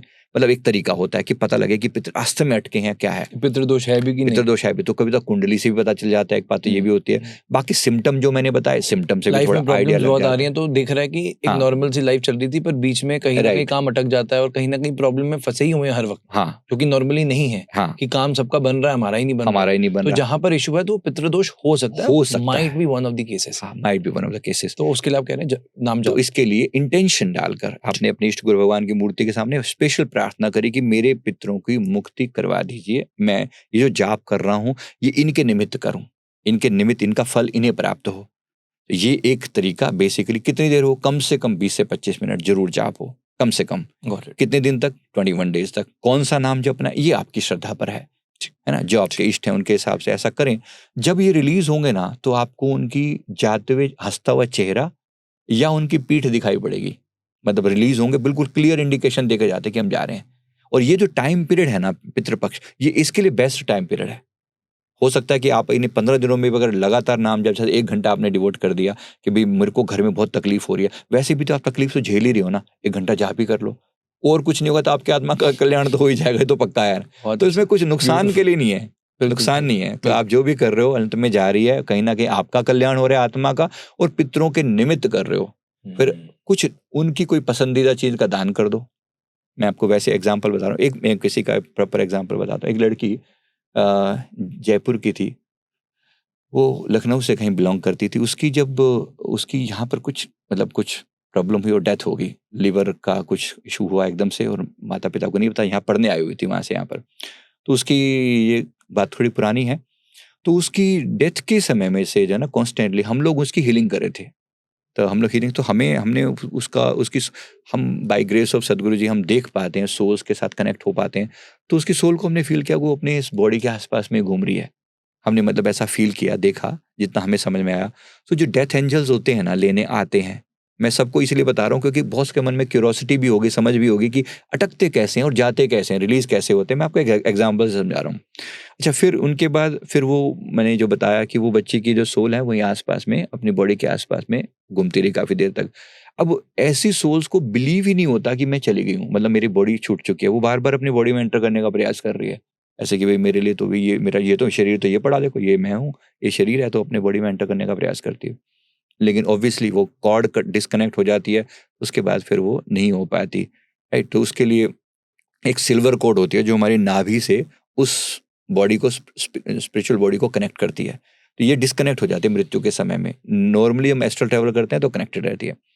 हमने देखा कि वो सोल को, उसकी बॉडी को यहाँ से लेकर जाया गया लखनऊ तक, और वो पूरा रास्ते में हमने फ़ील किया कि मतलब वो सोल साथ-साथ में जा रही है, अपने घर तक गई है, और अपने घर में आस-पास में सारा माहौल कॉन्स्टेंटली अपने एक-एक चेहरे के आस-पास वो देखती है। मतलब जैसे सबको देखते हैं कि लोग मेरे बारे में क्या सोच रहे हैं, क्या बातें कर रहे हैं। होता ही है ना, सबको सोल का एक शरीर छूट चुका है, तो वो सबको देख रही है। और फिर जब उसको संस्कार कर दिया गया, उसको वो करके, तब भी वो पास खड़ी हुई थी। मतलब शरीर को जलाया जा रहा है, लेकिन वो पास में खड़ी है। 13 डेज़ का टाइम पीरियड हमारे गरुड़ पुराण में मेंशन्ड है कि 13 डेज़ तक आत्मा अपने आस-पास में रहती है। ये देखने के लिए कि मेरी बाद चीज़ें कैसे चल रही हैं। एक टाइम पीरियड रहता है, रिलीज़ पीरियड बोला जाता है इसको। तो इस दौरान जैसे वो सोल 13 डेज़ के बाद भी कुछ समय तक वो वहाँ तक फ़ील हो रही थी कि वो बच्ची अभी भी है। अब उसकी 21-22 साल की एज थी, तो वो वहीं की फील होती थी। लोगों को कहते थे, आती थी वो कई बार सपनों में, भई जैसे नॉर्मल तरीके से वो कुछ माँग रही है, अभी जैसे मैं भूखी हूँ, मुझे कुछ चाहिए। तो इस तरह से उन्होंने 2-4 बार दिखाया। मैं आपको इसलिए कह रहा हूँ, चाहे आप कोरिलेट कर पाएँ, क्योंकि जब तक आप समझेंगे ना कि क्या होता है प्रोसेस। अब ये एक तरीके से पितृ है, ठीक है? सोल रिलीज़ नहीं हुई है, अटक रही है आस-पास में। अब इसकी सोल की कुछ डिमांड होती है, अपनी कुछ माँग है, मैं देखना चाहती हूँ, क्योंकि सोल का बहुत ज़्यादा कनेक्ट, उसके अपने सपने थे, शादी होगी, मैं बड़ी हो जाऊँगी, ये होगा, कमाऊँगी, माता-पिता का नाम रोशन करूँगी। अब एक बच्चे के मन में हज़ार चीज़ें हो रही होंगी, लेकिन बीच में अब टाइम पीरियड ओवर हो गया, जैसे भी था। तो अब इनके घरवालों ने जब जब जाप किया, नाम जाप किया कुछ समय के लिए, और फिर उन्होंने क्योंकि हमारे टच में थे लगातार, तो हमने कहा कि भई आप जाप करो कॉन्स्टेंटली, प्रार्थना करो, हम भी प्रार्थना करते हैं, हम भी प्रार्थना करी। वो उसने कुछ अपनी खाने की कुछ डिमांड बताई कि जैसे वो पिज़्ज़ा खाने का उसका मन था। बच्चे की सोल जैसे भी रहे होंगे, कोई भाव रहे होंगे, तो उन्होंने फिर वो पिज़्ज़ा जो है वो बँटवाया आस-पास के कुछ गरीब लोगों को। अंत में उसकी सोल को वो शांति मिली और फिर वो वहाँ से मतलब गई। लेकिन प्रार्थना मैं आपको क्या कह रहा हूँ कि जाप किया गया, कांस्टेंट जाप किया गया, प्रार्थना की गई, सोल को कन्विंस किया जाता है कि भई आप प्लीज़ जाइए आगे की यात्रा पर। बहुत से लोगों के साथ क्या होता है, अटक जाते हैं यहाँ पर। अरे! मेरी मेरी पत्नी ऐसे कैसे जा सकती है मेरे बिना? तो बहुत सारे लोगों के मन में रिग्रेट रह जाता है, ग्रज रह जाता है कि मैंने बात ही नहीं करी उससे, मैं तो रह ही गया। तो वो उसको बाँध के बैठ जाते हैं, व्हिच इज़ वेरी बैड। मैं निवेदन करता हूँ सभी से, प्लीज़ रिलीज़ करना अपना कोई भी व्यक्ति, कोई भी सोल, कोई भी घर का, जीते जी वो हमारा अपना था। लेकिन मृत्यु के बाद वो that person doesn't belong to us, उनका रास्ता डिफरेंट हो चुका है। अब आपको उनको रिलीज़ ही कर देना चाहिए, क्योंकि मैंने बहुत लोगों को फ़ील किया है कि वो अटक जाते हैं और अटके हुए पूर्वज आपको बहुत तकलीफ़ देते हैं। ये पितृ पक्ष उन्हीं को रिलीज़ करने का सबसे गोल्डन और आसान टाइम पीरियड है। अदरवाइज़ वो प्रोसेस बड़ा लंबा और तकलीफ़देह होता है। तो सोल को रिलीज़ करते हुए हमें बड़ी तकलीफ़ हुई थी। बच्चे की जब सोल यहाँ से गई थी, वो लाइट में विलीन हुई थी बाद में, लेकिन उसने बहुत शुकराना किया था, बहुत सारा, क्योंकि वो फँस गई थी। कुछ समय तक तो वो उसको लगा कि कोई बड़ी बात नहीं है ये। लेकिन कुछ समय के बाद वो ट्रैप फ़ील करती है, मैं फँस गई हूँ यहाँ पर। जैसे ही 13 डेज़ टाइम पीरियड ओवर होता है ना, एक गोल्डन गेट बंद कर दिया जाता है। एक गोल्डन गेट ऐसा होता है जहाँ से आत्मा को निकल के ऊपर के रास्ते पर ले जाया जाता है। तो वो जो गेट गेट था ना, वो बंद हो जाता है। उसके बाद फिर हम लोगों की श्रद्धा पर, हम लोगों के प्रयास से ही वो सोल ऊपर अपलिफ्ट हो सकती है। इसी के लिए श्राद्ध बनाए गए हैं कि अगर ऐसा समय हो, अगर आपकी कोई सोल अटकी हो, तो जाकर प्रार्थना करो, गया जी में प्रार्थना करो, यहाँ करो या घर पे बैठ के करो। मैं तो कहता हूँ कि घर पे ही करने पर ज़्यादा ज़ोर है। फिर भी अगर आपके पास कैपेसिटी है, जा सकते हैं, तो गया जी में जाया जा सकता है।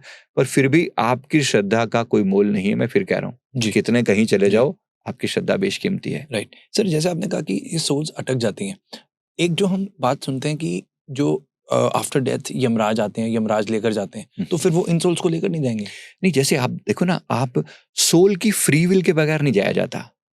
फ्री विल के लॉ बगैर, ऑफ द है ना? उसकी अपनी एक इच्छा है। मैं किसी बंदे का बता रहा हूँ, मैं किसी का पास्ट देख रहा था। उस बंदे का पास्ट मैंने कई बार ये बात बताई है शायद कि एक हमारा पीएलआर करते हैं, तो एक तो पास्ट जन्म दिखाई पड़ता है। जैसे मान लीजिए, है ना, मेरा ये जन्म है, मैं पिछले जन्म में क्या था, ये एक पता लगाना एक बात है। अच्छा, पिछले जन्म में मेरी मृत्यु भी हुई होगी, वहाँ तक भी मैं जा सकता हूँ। मृत्यु के बाद क्या हुआ, क्या मैं वो देख सकता हूँ? The answer is yes. इसी को हम एलबीएल बोलते हैं, लाइफ बिटवीन लाइव्स, मृत्यु के बाद एलबीएल बोलते हैं इसको हम, है ना? आत्माओं की यात्रा करके, बड़ी फेमस बुक है, अगर कोई पढ़े तो मौका मिले तो पढ़ लेना, आत्माओं की यात्रा। तो उसमें ये टाइम पीरियड बताया गया, इसमें होता क्या है? मृत्यु के बाद वो सोल कहाँ कैसे जाती है ओवरऑल पूरी यात्रा पर? तो ये जो टाइम पीरियड है कि जैसे मृत्यु हुई, तो मृत्यु के बाद वो कहाँ, किस लेवल पर, अब जैसे उसकी इच्छा है, तो मैंने उसका वो पूरा टाइम पीरियड देखा। मतलब जहाँ वो सोल अटकी हुई थी ना, तो उसका मैंने पूरा टाइम पीरियड उससे पूछा। मैं किसी व्यक्ति की बात बता रहा हूँ। उसने कहा कि मैं जब गया, मेरी डेथ हुई, तो उसमें प्लेग फैला हुआ था। पुरानी बात है, 1800 के प्लेग तो एंड बहुत में। पुराने बहुत पुरानी बात जैसे है। कोविड आया था वैसे ही प्लेग आया उस था। समय प्लेग की बातें होती थी, है ना? तो उस समय उसने बताया। उसने कहा कि मैं ना घर में प्रॉपर्टी का डिवीज़न करना चाहता था। भई मैं छोटे बेटा मेरा बहुत वो करता था, मैं उसको सम देना चाहता था, बड़ा हिस्सा, और बड़े को नहीं कम देना चाहता था, ऐसे करके। लेकिन डेथ हो गई बीच में। अब डेथ हो गई, तो अब प्राण अटक गए इसी बात के अंदर। उसने कहा कि मेरी प्राण वहाँ काफ़ी समय तक तो ये अटके रहे कि शायद मुझे टाइम मिल जाए तो मैं बोल पाऊँ और अपने प्रॉपर्टी लिख जाऊँ। लेकिन वो इतना सीवियर था कि मेरे पास लास्ट मोमेंट में ये सब नहीं हो पाया, तो मर गया। अब मरने के बाद वो सोल यहीं आस-पास में घूमती रही कि मेरे बाद प्रॉपर्टी का डिवीज़न कैसे होता है। अब ये जब यमराज, ये जो आप कह रहे हो ना, बिल्कुल ऐसे ही आते हैं यमदूत, बेस्ड ऑन कि आपकी ऊर्जा का लेवल क्या है। अब आप बहुत नेगेटिव सोल होती है तो उसको लेने के लिए काले डार्क वाली साइड शैडोज आती हैं। अगर एक पॉजिटिव सोल होती है उसको लेने के लिए नॉर्मल एंजल्स आते हैं। अगर बहुत सुपर पावरफुल सोल होती है तो फिर विष्णु जी के देवगण या फिर ऐसे करके आते हैं। मैंने आपको पहले भी एक थोड़ा सा बताया था कि अलग अलग लोगों की मृत्यु का जो लेवल होता है ना, तो एक डाउनफॉल वाली आत्मा, एक सेम लेवल वाली आत्मा और एक अप लेवल वाली आत्मा है। तो 3 लेवल पर कैटेगराइज करके हम बोल रहे हैं वहां पर। तो उस आत्माओं का अकॉर्डिंगली उसके साथ जैसा बिहेव होता है। तो यहाँ पर इंपॉर्टेंट पार्ट क्या है, जब वो सोल लेने के लिए आए ना उनको डेथ एंजल्स, तो इन्होंने कहा कि भाई मैं जब तक ये घर में मैं अपनी प्रॉपर्टी को सही लोगों के हाथ में नहीं देख लेता जैसा मैंने चाहा था, मैं नहीं जाऊंगा नहीं। अब उसकी फ्री विल का सम्मान किया जा रहा है। उन्होंने कहा कि उसके मैं वहां पर भटकता रहा काफी समय तक, मैं देखता रहा कि होगा क्या। और फिर उसने देखा कि बड़े लड़के ने दबाव डालना शुरू कर दिया, जो कि सेवा नहीं करता था लेकिन वैसे पावरफुल था। तो छोटे लड़के के ऊपर दबाव डालना शुरू कर दिया। तो इस बंदे की सोल ने कहीं इन्फ्लुएंस किया वहां के सरपंच को। गांव का माहौल था, सरपंच को कहीं ना, सरपंच इसका दोस्त था, इसका जानने वाला था। तो सरपंच को जाकर इनको सपने में कुछ इन्फ्लुएंस किया कि मेरे छोटे बच्चे को वो दिया जाए। तो उसको जब वो प्रॉपर तरीके से दी गई, इस टोटल प्रोसेस में उसने कहा कि लगभग 3 महीने का टाइम लग गया। मतलब इस पूरे प्रोसेस के अंदर जब मेरे छोटे बेटे के नाम प्रॉपर प्रॉपर्टी हो गई, प्रॉपर जैसा होना चाहिए था, तब उसकी सोल ने वहां से रिलीज किया, है ना। अब ये सोल का मैं आपको इसलिए बता रहा हूँ कि सोल अटकती क्यों है, अपनी किसी डिजायर के कारण, किसी इच्छा के कारण। और क्या करना पड़ता है उसके लिए, प्रार्थना, और उसकी जो उसका अटका हुआ काम है अगर वो बन जाए तो बेस्ट होगा, अदरवाइज हम प्रे करेंगे। Got it. अब सर कुछ क्वेश्चंस हैं इसी के अराउंड, हम पितृपक्ष का एक बार टॉपिक खत्म करेंगे। सर इसमें जैसे आपने कहा कि बीच में आपने बात कही थी कि सपने में आते हैं, तो क्या पितृ कोई जो सपने में आ रहे हैं वो कोई मैसेज देना चाह रहे हैं? इसमें अलग अलग बातें हो सकती हैं। कभी कभी सपने में दिखना, केवल एक स्माइलिंग फेस के साथ आना एक ब्लेसिंग भी हो सकती है, जरूरी नहीं कि कोई मैसेज हो। कभी कभी ऐसा भी होता है कि किसी खास तरह से कुछ खास चेहरा दिखाते हैं, जैसे मान लो किसी का बहुत दुखी चेहरा दिख रहा है, इसका क्वाइट चांसेस हैं कि इसकी सोल अटकी हुई है। ये भी एक इंडिकेशन है। इसके अलावा अन्य कुछ पितृ बहुत खुश दिखाई पड़ते हैं, कभी कभी बहुत दुखी होते हैं, कभी कभी किसी विशेष चीज की डिमांड करते हैं या किसी खास चीज की तरफ इशारा करते हैं। कुछ खास चीज के लिए बोलेंगे कि जमीन की तरफ इशारा कर रहे हैं बार बार, या कुछ चीज ऐसा, या कुछ होता है कोई पैसा था अटक गया उनका, किसी से लेना था ऐसा करके। तो ऐसी कोई चीज हो सकती है जिसके कारण वो आपको बार बार हिंट देते हो। तो सपनों में आना कुछ इंडिकेटिव होता है। अब हर एक चीज का क्या अर्थ है एकदम से तो नहीं बताया जाता, लेकिन मोटे मोटे तौर पर ये कि खुश दिखना और बुरे दिखना, मतलब दुखी दिखना, इतना तो हम समझ पाते हैं। तो बेस्ड ऑन दैट हम ये देख सकते हैं कि वो अटके हैं या रिलीज हो चुके हैं। तो ऐसे में आप प्रार्थना करके आगे का प्रोसेस कर सकते हैं। मैं कहीं पढ़ रहा था कि काशी विश्वनाथ मंदिर के जो पुजारी हैं उन्होंने बताया कि श्राद्ध के पीरियड के दौरान कुछ ऐसी इंडिकेशंस आती हैं कि जो खाना होता है वो और मीठा हो जाता है। तो क्या श्राद्ध के दौरान इस तरह से, जैसा कि फ्रेगनेंस आना, महक आना, क्या श्राद्ध के दौरान कुछ इस तरह की इंडिकेशंस पितृ देते हैं अगर वो खुश होते हैं या नाराज होते हैं? ये पॉसिबल है, बिल्कुल पॉसिबल है, होते हैं, डेफिनेटली होते क्या हैं। क्या इंडिकेशन? मतलब ये जैसे अभी आपने कहा, ये पॉसिबल है बिल्कुल। देखो बहुत ज्यादा मैंने देखा, मैंने नेगेटिव वाला तो मैंने आपको बता ही दिया। अगर वो नाराज होंगे तो आपके जीवन में बहुत तकलीफें आएंगी, वो पितृदोष आता वो रहेगा। पितृदोष हो गया वो, है ना। अगर वो खुश होंगे तो अनेक तरीके से अपनी प्रेजेंस का एहसास कराते हैं कि वो देव बन गए, है ना। जैसे हमारे घर में कोई भगवान शिव की आराधना करता है, कभी कभी उनकी खुशबू का एहसास हो जाना, कभी कभी बेलपत्र का दिखाई पड़ जाना, जी। है ना। ये सब इंडिकेशन है आपको, घंटियां बज रही हैं, आवाज आ रही है इस टाइप की, कोई खुशबू आ रही है विशेष तरह की, ये इंडिकेशंस है कि वो आपसे खुश हैं। Okay, got it. सर जब हम ये इसलिए कर रहे हैं ताकि उनकी आत्मा को मुक्ति मिल जाए, am I right? Yes. Okay. तो सर जब एक बार श्राद्ध हुआ तो फिर मुक्ति क्यों नहीं मिली? अगर मानो सब कुछ अच्छे से हुआ, महक आई और सब कुछ अच्छे से हो गया, तो फिर अगले साल दोबारा से क्यों होगा? नहीं, जरूरी नहीं है। उसके बाद मेन बात समझो, उसके बाद आप केवल श्रद्धा के लिए कर रहे हो, भाव के लिए कर रहे हो। मैंने कहा ना 2 कारण है, एक पितृदोष से मुक्ति पाना और एक उनके प्रति केवल श्रद्धा, धन्यवाद भाव रखना, दैट्स इट। राइट। बाकी टाइम आप कर रहे हो सिर्फ श्रद्धा के लिए करो, धन्यवाद, बस इतना। Got it. अब सर हम एक लेवल और पीछे जाते हैं कि जैसे आपने बताया था एक ऑब्वियसली एग्जांपल देते हुए कि वो आत्मा का एक वेटिंग रूम होता है जिसको हम पितृलोक कहते हैं। हाँ। अब सर हम ऐसा कहते हैं कि वो जो पितृ हैं उनका रीबर्थ हो गया, हम्म। दोबारा से उनका जन्म हो गया। तो वो जो आत्मा है वो अब हो सकता है कि पितृदोष भी हो, वो पूजा भी कर रहे हैं, पर सर अब जब वो आत्मा किसी और बॉडी में उन्होंने जन्म ले लिया है तो फिर हम कौन से पितरों को पूज रहे हैं? नहीं देखो, इसका भी एक बड़ा बड़ा पावरफुल लॉजिक है। एक बात को समझना जरूरी है कि हमारी सोल की कॉन्शियसनेस जो है ना, वो केवल एक शरीर तक सीमित नहीं है। हमारी सोल का सभी का एक हायर सेल्फ होता है।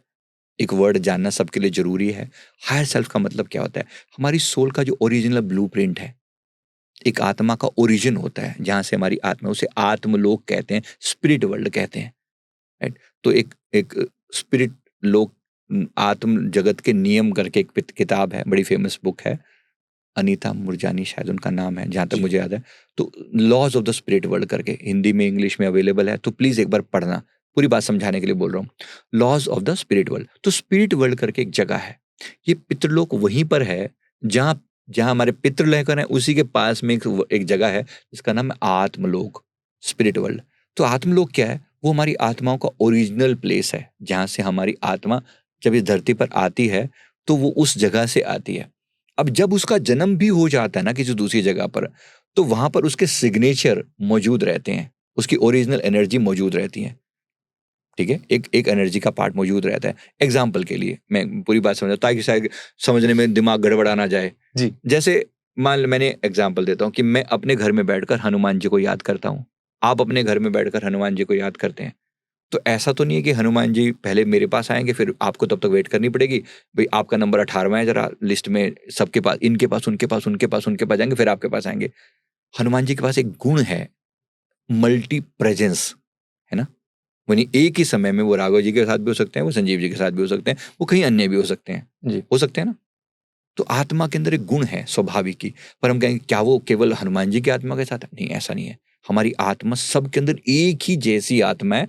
हाँ, आत्मा स्ट्रांग और कम स्ट्रांग हो सकती है, लेकिन आत्मा का गुण सबके अंदर एक जैसा है, और वो ये है कि आत्मा सब जगह पर मतलब मल्टी प्रेजेंस जैसी एक चीज होती है। मैं यहाँ भी हो सकता हूँ, मैं किसी और की यादों में दूसरी जगह पर भी हो सकता हूँ ना, as a duplicate. As a duplicate नहीं, मेरी ही एक एनर्जी का एक अंश, डुप्लीकेट नहीं है वो, मेरी एनर्जी का एक अंश किसी दूसरे के दिमाग में भी तो हो सकता है ना?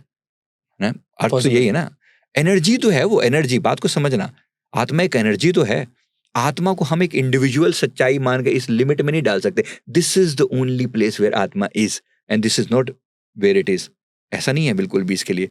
जैसे मैंने हनुमान जी का एग्जाम्पल दिया, अगर वो यहाँ है तो क्या वो यहाँ नहीं है? क्या वो वहां नहीं है? क्या वो वहां नहीं है? हर जगह पर हो सकते हैं। हमारी आत्मा में भी ये गुण मौजूद है, क्योंकि आत्मा है उसी परमात्मा का अंश, सेम गुण है उसके अंदर भी। तो थोड़ा है कॉम्प्लिकेटेड समझना इस सवाल को, बड़ा इंपॉर्टेंट है ये जानना कि जब आत्मा जन्म भी ले रही है तो भी उसको उनका जो ओरिजिनल प्लेस है वहां पर वो उनसे कनेक्टिविटी पेंडिंग है ना? दूसरी बात ये भी है, अगर कहीं जन्म ले लिया तो भी आप एनर्जी तो ट्रांसफर करते हो, धन्यवाद तो बनता ही है ना कि आपने मेरे ऊपर बड़ा उपकार किया था। आप सिर्फ इतना ही तो कह रहे हो, इसमें क्या बड़ी बात है? मेरी मदर, मान लो मेरी मदर ने कहीं जन्म ले भी लिया, तो मैं इतना ही तो कह रहा हूँ, माँ आप जहां पर भी हो आपका बहुत बहुत शुक्रिया। इसमें क्या बड़ी बात है? क्या गलत है? कुछ भी नहीं, बड़े प्यार से धन्यवाद दिया जाना चाहिए, तो मेरी एनर्जी ट्रांसफर होकर वहां तक जा रही है। अच्छा, यहाँ पर एक चीज बता दूं, एक देवी है जिनका नाम है स्वधा। इस देवी का जो पर्पस है वो इस एनर्जी को ट्रांसफर करना है। जब हम यहाँ से श्रद्धा देते हैं, उस श्रद्धा को उनके बीच में कम्युनिकेट करने का जो लिंक बनता है ना, ये समझो उस देवी का नाम स्वधा है। कभी अब नाम नहीं सुना तो समझ लेना, पितरों से कनेक्टेड ये देवी हैं। आपने कभी अगर ये मंत्र सुना होगा, ओम जयंती मंगला काली, माँ के नाम गिनाए जाते हैं, यानी माँ भगवती के ही अलग अलग रूप हैं। जयंती मंगला काली, भद्रकाली कपालिनी, दुर्गा, क्षमा, शिवा, धात्री, स्वाहा, स्वधा, नमोस्तुते। तो माँ के नाम है, एक नाम है स्वधा और एक नाम है स्वाहा। बोलते हैं ना कि ओम अग्ने स्वाहा, ओम अग्ने इदम अग्ने इदम नमम, ये अग्नि का है, ये मेरा नहीं। तो हम कोई भी चीज के लिए स्वाहा बोलते हैं, है ना? तो ये स्वाहा वर्ड क्या है? स्वाहा वास्तव में अग्निदेव की पत्नी का नाम है। अगर हम उसको उनकी भाषा में कहें, वैसे हम क्या करें, स्वाहा मतलब समर्पित, राइट? तो ये मैंने इंद्राय, ओम इंद्राय नमः, हम इंद्र देवताय नमः, ऐसे करके। तो ये एनर्जी को ट्रांसफर करने का जो प्रोसेस है ना, एक देवी के हाथ में है। ये देवी ट्रांसफर करती है एनर्जी को। ऐसे ही जो दूसरी देवी जो पितरों के साथ कनेक्ट करती है, उनका नाम स्वधा है। तो कभी अगर आपसे पितरों को तर्पण करते हुए आप केवल ये लाइन 3 बार बोल देना, स्वधा स्वधा स्वधा, ये वर्ड ऐसा है, ये माँ, ये स्वधा से प्रार्थना की जा रही है कि मेरी भाव मेरे पितरों तक पहुंचा दो, wherever they are। तो परमात्मा ने ऐसा हमारे सनातन ने ऐसा ब्यूटीफुल इंतजाम किया हुआ है और कनेक्ट किया हुआ है कि आप ऐसा करके कनेक्ट कर सकते हो। राइट। सो मतलब सर इन शॉर्ट यही है कि आत्मा का अगर रीबर्थ हो भी रहा है, उसका अंश फिर भी अभी भी वहां पर है, मौजूद है। मे बी अगर ऐसे अगर बिल्कुल लेमैन लैंग्वेज में सोचूं कि अगर मेरी पूरी बॉडी वहां चली गई तो मेरी बॉडी का मेरा हाथ कटा हुआ वहां पर रह गया, तो एक अंश मेरा वहां पर है। आप इसको हाथ कटा हुआ ना कहकर ऐसे कह सकते हैं, आप यादों में तो हो सकते हैं ना किसी की। हाँ, एक ऊर्जा है, ऊर्जा भी तो याद है ना, बस उसको ऐसे मानो, हाथ वाली बात थोड़ी जमेगी नहीं, ओके है ना, लॉजिकली। ओके, तो एक अंश ऊर्जा में मौजूद है। जैसे एक मोमबत्ती थी, इस मोमबत्ती से मैंने एक दूसरी मोमबत्ती जला के अलग कर दी, क्या इस मोमबत्ती का कुछ घटा? नहीं, कुछ भी नहीं घटा, Exactly लेकिन एक same। दूसरी मोमबत्ती जल गई, ये समझ में आ गई ना। तो वो लॉजिक बिल्कुल ऐसे प्यार से अलग होके भी वो, आप कह रहे हो वो हाथ कटा नहीं है, वो पूरा का पूरी बॉडी वहीं पर है, एनर्जी मौजूद है, वो एनर्जी पूरी यस मौजूद है, यस। उसका ऐसा कुछ नहीं है कि वो थोड़ा पार्ट है। वो जैसे हनुमान जी का आपने एग्जांपल दिया, वो एनर्जी इधर भी है उधर भी है, तो वो और भी हो सकती है। Got it, very interesting sir.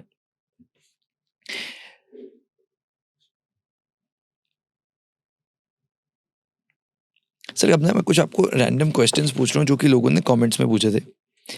किसी का ये सवाल था कि विमेन आफ्टर मैरिज वो अपने पति के पेरेंट्स के लिए प्रार्थना करती हैं श्राद्ध के दौरान, तो वो कहते हैं कि मुझे बड़ा दुख होता है इस बात का कि मैं इन वजहों से कभी अपने जो मेरे अपने ग्रैंड पेरेंट्स थे उनके लिए मैं कभी भी कोई भी पूजा याचना नहीं कर सकती, तो मैं इसके लिए क्या करूं कि वो लोग भी खुश नहीं, ऐसा बिल्कुल भी लिमिटेशन नहीं है। आई डोंट नो किसने गलत फहमी डाली है जी।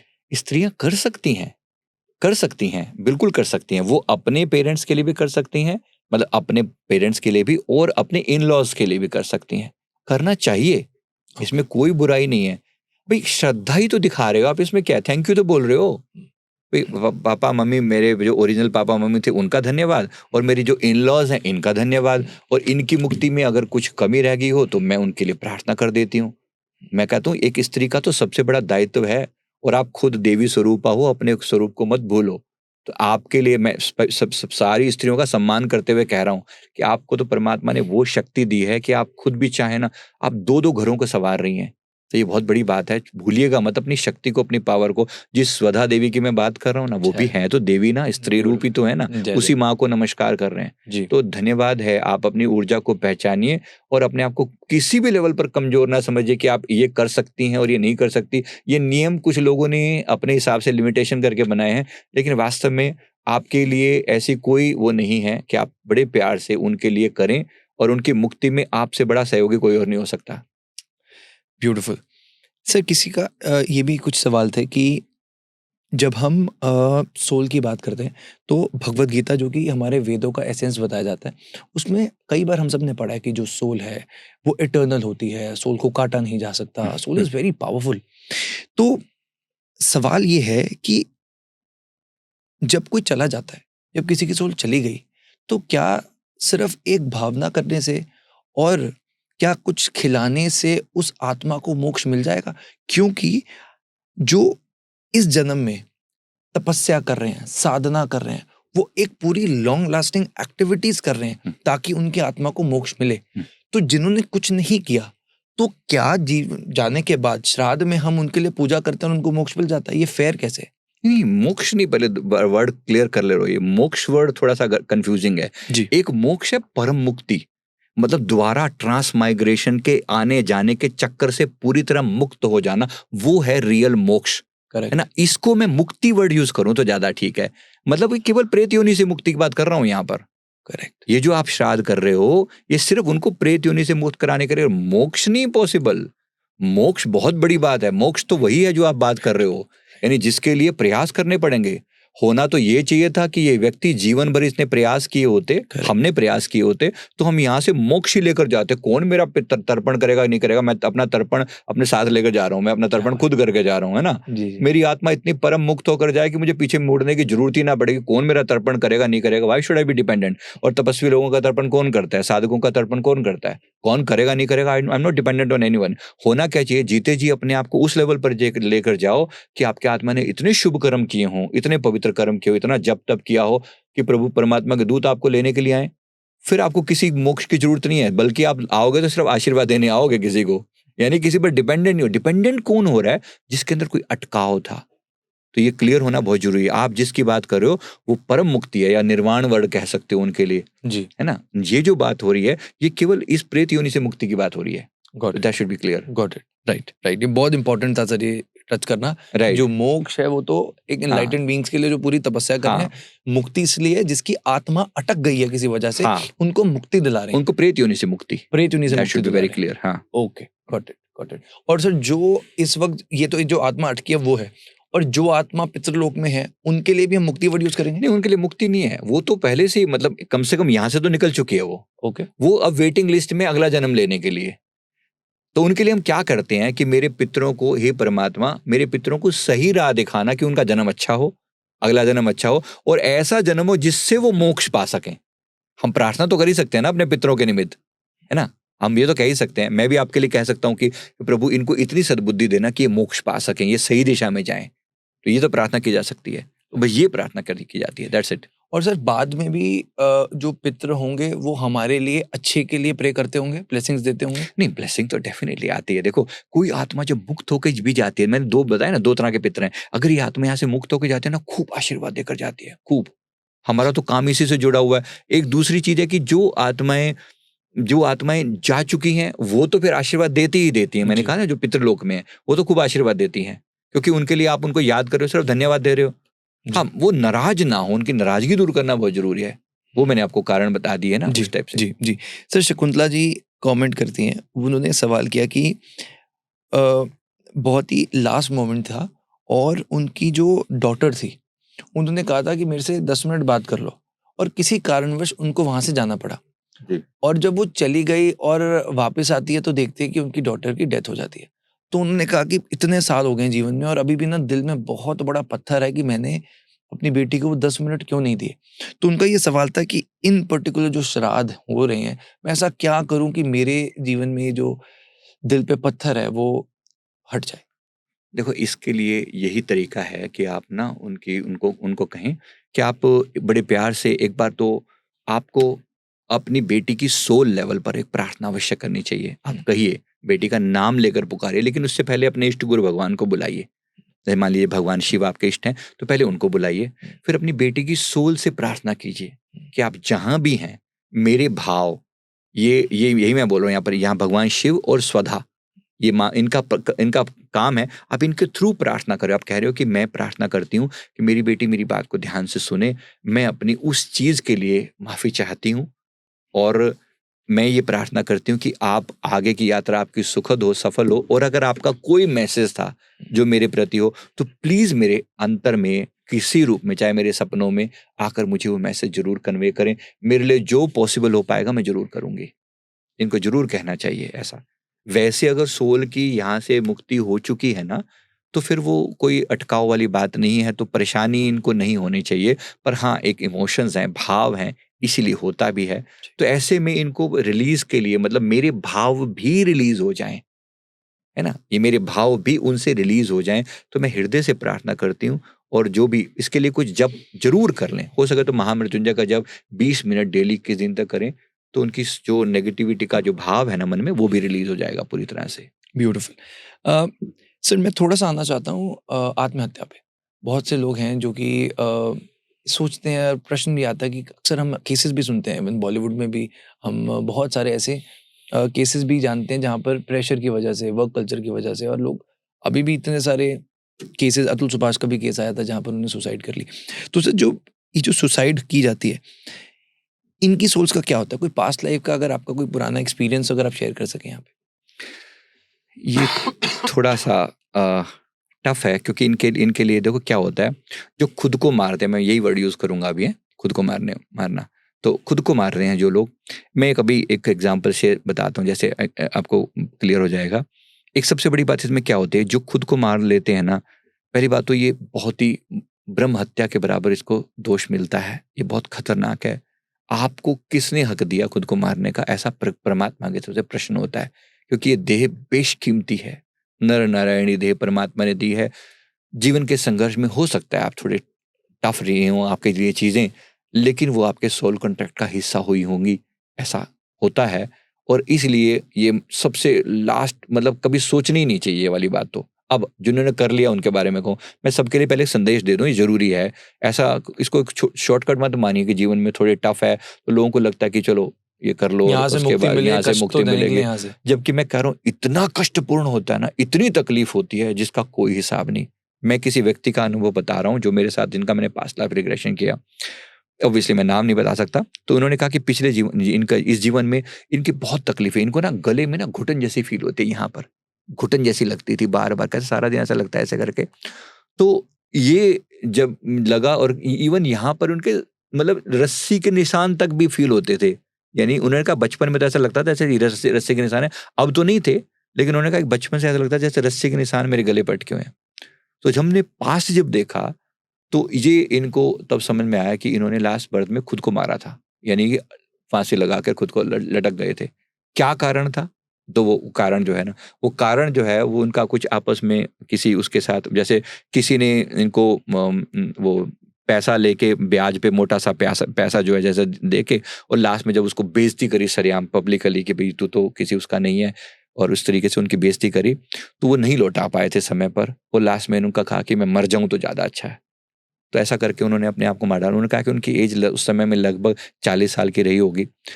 तो मृत्यु के बाद जब उन्होंने खुद को मार डाला, वो इतना कष्टपूर्ण था, इतना तकलीफ़देह था। उन्होंने कहा कि जब मेरे प्राण निकले ना, तो बिल्कुल नीचे के केंद्र से निकले, मतलब पॉटी निकल गई थी। मुझे वर्ड बोलना पड़ेगा, क्षमा चाहूँगा। तो नीचे से, मतलब इसके ये हम पीएलआर में देख रहा है वो, और अपने आप की मृत्यु का उसने जो कष्ट था ना, उसने ऐसे ऐसे मतलब बंदा ऐसे, अब क्योंकि वीडियो तो नहीं दिखा सकता, लेकिन इस तरीके से वो चीख रहा है ऐसे करके, हाय मैं मर रहा हूँ, मैं मर रहा हूँ, मैं मर रहा हूँ, अरे मैंने, अब वो मर भी रहा है, अब मरने का डिसीजन भी उसने खुद लिया है, लेकिन जो मर रहा है, जो तकलीफ थी ना, इतनी पेनफुल थी। प्राण जो है ना सबसे निचले केंद्र से गए, जबकि शरीर में 7 चक्र थे, ऊपर से जाने चाहिए थे, लेकिन सबसे निचले चक्र से गए प्राण। तो ये इतना दर्दनाक था। उसके बाद मुझे लगा कि मेरी तो शरीर छूट गया, मुक्ति हो गई, सब शांत हो चुका होगा, लेकिन इतना भारी जो इमोशन, जो दर्द मैं लेके आया कि इस बंदे की वजह से मैं फँस गया, है ना? जो जिस बंदे साहूकार ने उसको कोई पैसा दिया था, ये लौटा नहीं पाया। भई कहीं से प्रयास करता, शायद थोड़े दिन में हो जाता, लेकिन नहीं, मैंने तो अपने आप को मारना ही उचित समझा। तो 40 साल की एज में इसने कहा कि उसके बाद मुझे इतना भटकना पड़ा, इतना भटकना पड़ा, मैं कुछ दिनों तक तो अपने आस-पास में घूमता रहा, मैं उसकी वर्डिंग बता रहा हूँ। मैं कुछ दिन तक अपने घर के आस-पास ही घूमता रहा, मैं उस बंदे के आस-पास में जाता रहा बार-बार। मुझे बहुत तकलीफ़ होती थी जब वो मेरे बारे में बात करता था लोगों को, "अरे मर गया" ऐसे करके। वो साहूकार, मतलब जिसने कर्ज़ दिया था, वो मेरे बारे में ऐसी बातें करता। घर के सारे लोग भी मेरे बारे में उल्टा-सीधा ही बोलते थे, "कर्ज़ ले गया, हमें किसके भरोसे छोड़ गया?" क्योंकि कर्ज़ वो तो चुका नहीं पाया, अब सारा कर्ज़ आ गया घरवालों के नाम पे। उनके बच्चों तक से मज़दूरी करवाई उस बंदे ने। तो उसको इतनी तकलीफ होती थी, कहता मैं इतने कष्ट पाता था जिसका कोई हिसाब नहीं। गले में जो पेन था ना, वो इतना गहरा था, मतलब अगले जन्म तक कैरी फॉरवर्ड हुआ, इस जन्म तक भी देख लो उसका पेन कैरी फॉरवर्ड हुआ। उसने कहा कि मैं 30 साल लगभग भटकता रहा, 30 साल, एक आध दिन की बात नहीं कर रहा, 30 इयर्स, क्योंकि कुदरत की तरफ से जो टाइम मेरा निर्धारित था लगभग 70 साल निर्धारित था। तो लगभग 30 साल मुझे वहीं भटकना पड़ा आस-पास में, बहुत दुखी होता था मैं, बहुत ज़्यादा। अपने घरवालों को देखता था, कुछ दिन तक उन्होंने याद किया, उसके बाद तो मुझे गालियाँ ही देते थे वो। अच्छा, ये इतना दर्दनाक, उसके बाद फिर कहता है कि उसके बाद जब 30 साल के करीब-करीब मेरा टाइम पीरियड हुआ, तब तक तो मैं अभ्यस्त हो चुका था इन चीज़ों का कि मैं तो ऐसे ही रहूँगा। आस-पास में पेड़ था, पेड़ के ऊपर बैठा रहा करता था। ऐसी बातें करता रहा, इधर-उधर देखता रहता था, कुछ भी कोई लेने को, देने को नहीं। फिर मैंने कुछ समय लोगों को तंग भी किया। मतलब उसकी बात कर रहा हूँ, प्रेत योनि के अंदर भी मैंने लोगों को बहुत तंग करना शुरू कर दिया। फिर मज़ा आता था लोगों को तंग करके भी, ये तो ऐसे करके देखो मैंने उनको डरा दिया, किसी को कुछ छेड़ दिया ऐसे करके। तो फिर वो लोगों ने उस पेड़ को भी भूतिया पेड़ कहना शुरू कर दिया। ये उसके अपने एक्सपीरियंस बता रहा है वो। बड़ा दर्दनाक था। उसने कहा कि मैं इतनी तकलीफ झेलता था, चीखता था रात, तो मेरा कोई अपना नहीं था वहाँ पर, पूरे संसार में कोई सुनने वाला नहीं है, मेरे घर परिवार वाले मेरी बात जानने वाले नहीं है। तो बड़ा पेनफुल एक्सपीरियंस था। मेरे कहने का मतलब है कि भाई क्षमा करना, मेरा ओवरऑल उद्देश्य इस बात को इलैबोरेट करने का सिर्फ इतना था कि ये बड़ा दर्दनाक है। कोई इसको शॉर्टकट ना समझे कि भाई ये तो जीवन की समस्याओं का अंत नहीं है। जी। आप एक भयंकर, महाभयंकर टाइम को इनवाइट कर रहे हो, क्योंकि अब तो आपके बस में कुछ तो है, कुछ तो आप कर सकते हो किसी समस्या के समाधान के लिए। राइट तब आप कुछ कर ही नहीं सकते। Right you can't do anything, you are just stucked. फिर उसने उस पेनफुल जर्नी को, फिर उसने कहा कि मेरा एक जन्म जो है वो कबूतर के रूप में हुआ, एक जन्म कबूतर के रूप में हुआ, उसके बाद हमने देखा उसका जन्म एक जन्म कुत्ते के रूप में हुआ। ये 3 जन्म फिर उसने भुगते, एक और जन्म उसने बताया लोमड़ी के रूप में, 3 जन्म भुगते, फिर उसको इंसान का जन्म मिला। उसको ऐसी उसकी सजा मिली कि तूने ये ऐसा कृत्य क्यों किया, मुझे इतनी इसकी प्रताड़ना दी गई कि हाउ डिड यू ब्रेक, मतलब आपने इस मनुष्य जीवन की कदर क्यों नहीं की। थोड़े बहुत संघर्ष झेल लेते, कुछ समय के बाद चीजें बदल जाती तुम्हारे जीवन में। ऐसा नहीं था कि तुम सदा ही वैसा झेलते रहते। Right right.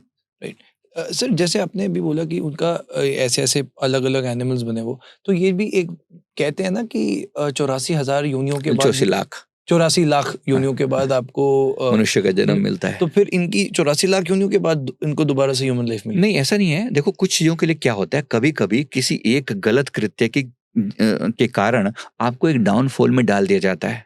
एक डाउनफॉल में आपको कुछ जन्म डाउन नीचे के दिखा के भी कभी कभी वापस रिकवर कर दिया जाता है। और कभी कभी ऐसा नेगेटिव साइकिल क्रिएट होता है कि आपको बिल्कुल down down down down down down होते चले जाते हो। ये ऐसा भी होता है। जो मैंने ये वाला देखा, क्योंकि इनके बाकी कुछ कर्म अच्छे भी थे, हाँ इनके कुछ शुभ कर्म भी थे, Got तो इनको पूरा साइकिल नहीं भुगतना पड़ा। इनको 2-3 जूनी में वो पास ऑन करके, वो तकलीफ देके, और फिर उनको बाहर निकाल दिया गया। तो ये बताया गया कि ऐसा आपके शुभ कर्मों के कारण है। Got it. सर अभी मैंने आपको एक बात बताई थी बाहर, तो आपने मुझे एक बात बोली, मैं थोड़ा सा शौक सा हो गया। मैंने आपको बताया था मैं राधा अष्टमी में बरसाना में था, तो वहाँ से जब मैं वापस आया तो थोड़ा सा मेरा गला, वहाँ पे कुछ हुआ जिस वजह गला खराब हो गया। फिर आपने कहा कि आप भी जब मंदिरों में जाते हैं या अपने गुरु के पास जाते हैं, वापसी जब आप आते हैं तो आप थोड़ा सा तकलीफ तकलीफ में होते फिजिकल हैं। मेंटल। हाँ, क्या वजह थी सर, क्या लॉजिक था ये? देखो एक पहली बात तो समझो, जितनी भी ऐसी मुक्ति चाहने वाली आत्माएं होती है ना, ये ऐसे मंदिरों के अंदर तो नहीं घुस पाती, लेकिन बाहर घूमती रहती हैं। आप देखो, जब तक आप मंदिर के अंदर रहोगे आपको कोई तकलीफ नहीं रहेगी। पॉजिटिविटी। मैं त्र्यंबकेश्वर मंदिर गया था, और भी मैं कई जगह पर गया हूँ, जहां भी जाओ ना, अंदर बिल्कुल क्लियर कट कोई दिक्कत नहीं लगती। एक प्रांगण है उसका, उसमें कोई दिक्कत नहीं है। जैसे आप बाहर आते हो, ये वेट कर रही होती हैं, ये वेट कर रही होती है प्रसाद खाने के लिए। समझो कौन सा प्रसाद, मुक्ति का। इनकी सबसे बड़ी नीड क्या है? मैंने कहा ना, जैसे सपोज मैंने अभी आपको एग्जाम्पल दिया, ये सोल भटकती है, इसको कहीं से कोई हिंट मिल जाए, काश मेरे को कोई मुक्ति करवा दे। अब सोचो ना, जो 30 साल भटक रहा है, उसकी क्या एकमात्र डिजायर क्या है? हाय किसी तरीके से मैं मुक्त हो जाऊं इस देह से। मैं, ये प्रेत देह आसान नहीं है झेलना, ये कहने की बात है, बहुत दर्दनाक है, बहुत दर्दनाक है। उसका एकमात्र उद्देश्य किसी के साथ, किसी के ऊपर, किसी पर अटैक करो। हम लोग होते हैं सॉफ्ट, भक्ति भाव वाले होते हैं ना, तो भक्ति भाव वालों का क्या होता है, हृदय चक्र जो होता है थोड़ा सा ज्यादा सेंसिटिव हो जाता है। तो हम पर सबसे ज्यादा अटैक कहाँ होगा? हमारे बॉडी के उस हिस्से पर जो हमारा सबसे कमजोर हिस्सा होगा। जैसे समझो आपका जो है ना, फॉर एग्जांपल आपका ये वाला हिस्सा थोड़ा वीक है कंपैरेटिवली, है ना। वीक है का मतलब सेंसिटिव ज्यादा है। सेंसिटिव है तो पावर भी है, तो दोनों बातें होती हैं। सेंसिटिविटी का एक पार्ट पॉजिटिव है, एक पार्ट थोड़ा नेगेटिव है। तो सेंसिटिव है तो उसी के ऊपर अटैक होता है। आपका जो पार्ट सबसे कमजोर, जिसका किसी का अगर पेट वाला हिस्सा कमजोर होगा ना, तो उसके उसी पर ज्यादा अटैक होंगे। यानी कि होता क्या है, मंदिर के आसपास के एरिया में ज्यादातर नेगेटिव सोल्स मौजूद रहती हैं मुक्ति के लिए। ये मांगते हैं कि किसी के बहाने से कोई प्रसाद खा के बाहर फेंक दे, मतलब भगवान का प्रसाद लेकर वो थोड़ा बहुत जैसे बचा उचा बैठ, इसको खा के मुक्त हो जाती हैं। ये एक खा के इनकी मुक्ति हो जाती है। इनकी इसी के लिए तड़प रही होती हैं कि कोई किसी तरीके से थोड़ी बहुत कृपा प्राप्त हो जाए भगवान की। कोई झूठन कर दे, वैसे खा के वो कर दे, कोई भक्त अंदर से आए प्रसाद लेकर, और वो किसी तरीके से इनके साथ कनेक्ट होकर इनको थोड़ा तंग करती हैं और ये प्रार्थना कर देते हैं, हे प्रभु इनकी मुक्ति करा दो, या इन जनरल हमें कह देते हैं कि हे प्रभु इनको मैं पुण्य देखो हम तो करते हैं, मैं अपनी पर्सनली बता रहा हूँ, मेरे गुरु महाराज जी ने मुझे रास्ता बताया था कि जब भी ऐसे स्थान से जाओ तो ये कह दिया करो कि मेरे आसपास में अगर कोई ऐसी सोल्स हों जो मुक्ति पाने के अभिलाष हों, तो मेरे को जो पुण्य मिला है ना इस मंदिर के आने का उसका 5% पुण्य मैं इनको समर्पित करता हूँ, प्रभु इनकी मुक्ति कर देना, आप ठीक ठाक वापिस आओगे। वाओ, आगे कितना अगर अच्छा हल्का है। बता रहा हूँ है ना, ब्यूटीफुल, कितना अच्छा है सर ये। और मतलब से आप सोचो कि बस हमें पता ही नहीं है ये चीजें, पता ही नहीं है बस पता हो और कितना इंसान बेटर बन सकता है अपनी लाइफ में। Right right. तो सर मतलब इसका ये भी हुआ कि जो प्रसाद मिलता है मंदिर में वो ऐसे हमें ऐसे फेंकना भी नहीं चाहिए, सही है? बिल्कुल भी नहीं, बड़ी कीमती है, उसके अंदर प्रसाद है। प्रसाद का मतलब ही है कि उसके साथ ब्लेसिंग जुड़ी हुई है, बात केवल एक शब्द की थोड़ी है, लड्डू थोड़ी है वो, प्रसाद के अंदर ब्लेसिंग जुड़ी है, उस ब्लेसिंग के कारण किसी का कल्याण हो जाता है। चरणामृत मिलता है, आप चरणामृत जैसे आपने सुना होगा पहले उस समय में तुलसीदास जी की कथा थी, वो किसी जगह पर वो चरणामृत ऐसे पानी को चढ़ा दिया करते थे तो वो प्रेत जो है मुक्त हो गया था, वहां पर उस पेड़ पर प्रेत रहता था। तो वैसे एग्जाम्पल से बता रहा हूँ हल्का सा, तो ऐसे करके वो मुक्ति हो जाती है इनकी। Got it. तभी तो हमारे बचपन से ना मम्मी ने आदत डाली है। पहले तो मैं पूछता था, जैसे ही मम्मी प्रसाद भी होता है ना, पूर्णमासी का प्रसाद है, तो मम्मी कहती थी एक जो दाना है ना गिरना नहीं चाहिए, तो चाट उसको। मैं कहता था मम्मा चाटो, हाथ को कौन चाटता? कहती नहीं, कटोरी में डालेंगे भी तो उसको तू हाथ से ले, प्रसाद नीचे नहीं गिरना चाहिए। पानी डाल के बाद में पिज्जा कटोरी पर मतलब आप देखो कितना प्रीशियस है हमारा, जो हमारे प्रोसेसेस हैं कब से आ रहे हैं और कितने पावर, तब तो शायद समझ नहीं थी, बट अब धीरे धीरे जब इन चीजों के बारे में पता चल रहा है तो it is so powerful. Right. आप सर अभी कुछ कर रहे थे? नहीं, मैं सिर्फ जाप कर रहा था, मुझे कुछ फील हो रहा था, इसलिए सीधे बता रहा हूँ मैं आपको। मैंने अभी कुछ जाप किया, मेरे गुरुदेव ने बताया जब भी कोई ऐसी फीलिंग आए ना, मुझे फील हो रहा था कि कुछ सोल है यहाँ पर आसपास में, क्योंकि मैंने भी मुक्ति के बारे में बातें करी ना, somehow it goes to them, जिनको पता है कि हमारे बारे में बात हो रही है, कोई जो है इस बारे में जानता है, यही इनके लिए बहुत बड़ी बात हो जाती है। बाकी सबको लेना देना नहीं है, बाकी सबको तो तंग करके ही मतलब वो करती हैं कि किस तरीके से इनको तंग कर लो, उनकी एनर्जी स्नैच कर लो। हमारे लिए प्रार्थना होती है, हम तो प्रार्थना करते हैं कि जो भी अगर कोई ऐसी सोल हो जिसे मुक्ति की लालसा, तो मैं अपने जीवन के जो पुण्य है ना उनका 1% में इनके नाम प्रार्थना करता हूँ कि इनका कल्याण हो जाए। बिल्कुल सर, हम भी बिल्कुल सर, आपने प्रे कर ही दिया है, हम सब प्रे करते हैं सबकी आत्मा को मुक्ति मिले, शांति मिले। बिल्कुल जी। सर हमने ना लास्ट एपिसोड में एक बात की थी प्रेमानंद जी महाराज के बारे में, और आपने कहा था कि ये डिवाइन सोल्स होती हैं, डिवाइन सीड्स की हमने डिस्कशन किया था। सर हिंदू धर्म में किन प्रकार की मुक्तियां होती हैं और जो हायर सोल्स होती हैं वो किस तरह से कहाँ पर जाती हैं?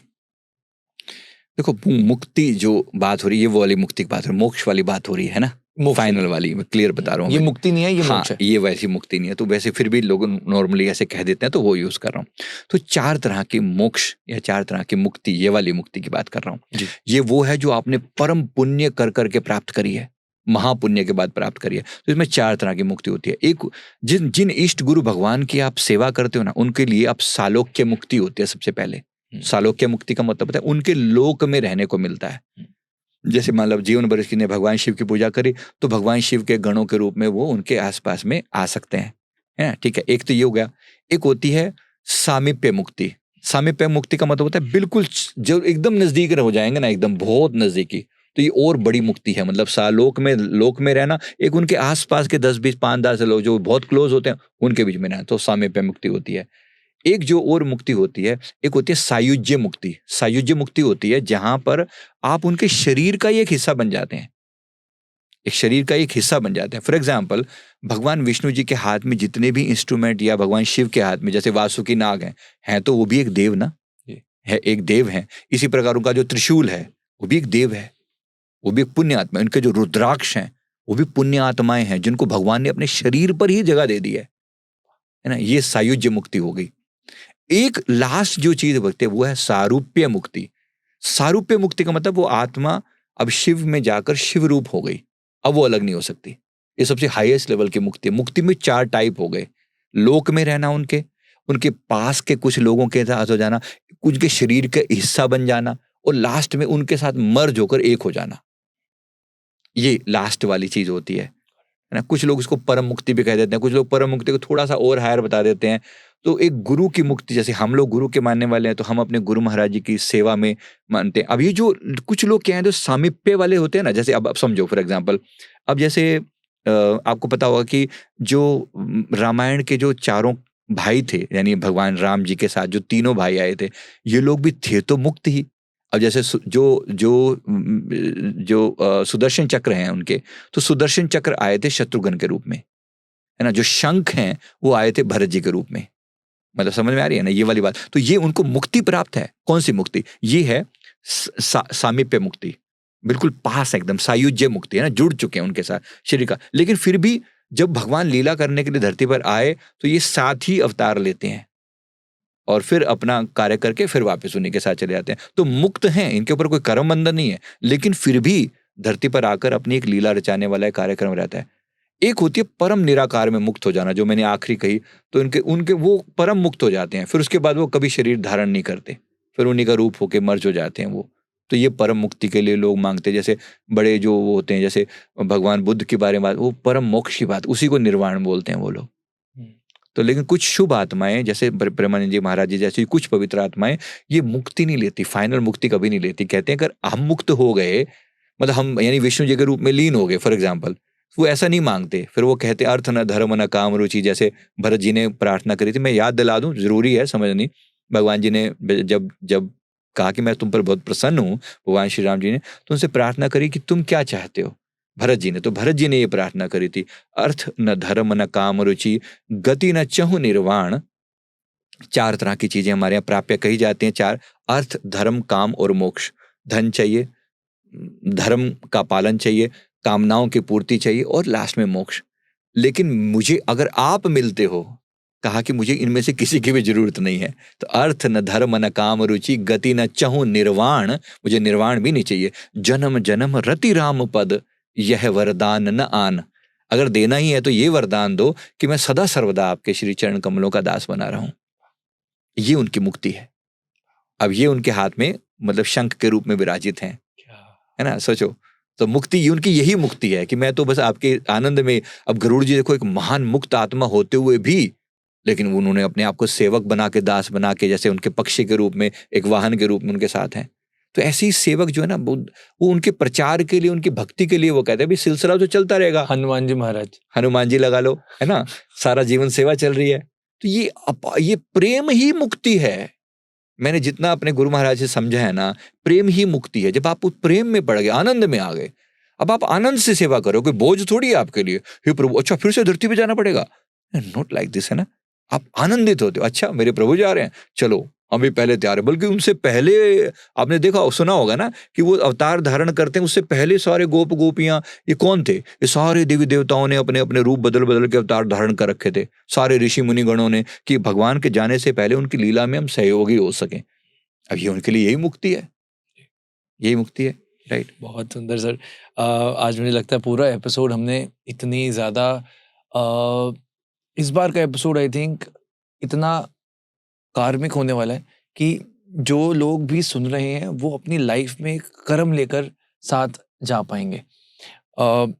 जाने से पहले सर, मैं आपकी इस किताब के बारे में थोड़ा सा जानना चाहता था, चक्र ध्यान योग। तो थोड़ा सा अगर आप सर ब्रीफली हमें और हमारे व्यूअर्स के साथ थोड़ा देखो, मैंने दो मतलब वैसे मेरे टोटल 11 किताबें लिखी हैं, इसमें से एक मेजर किताब ये है चक्र ध्यान योग के नाम से, वन ऑफ द बेस्ट। इसमें बेसिकली मैंने ना हर चक्र के पीछे कर्म तक बताए हुए कि चक्र ब्लॉक क्यों होते हैं, तो उसमें कर्म का एक बेसिक रोल होता है और हम उसे कैसे ओपन करें जी, क्योंकि ये चक्र वही है जिनसे हमारे प्राण निकलने हैं।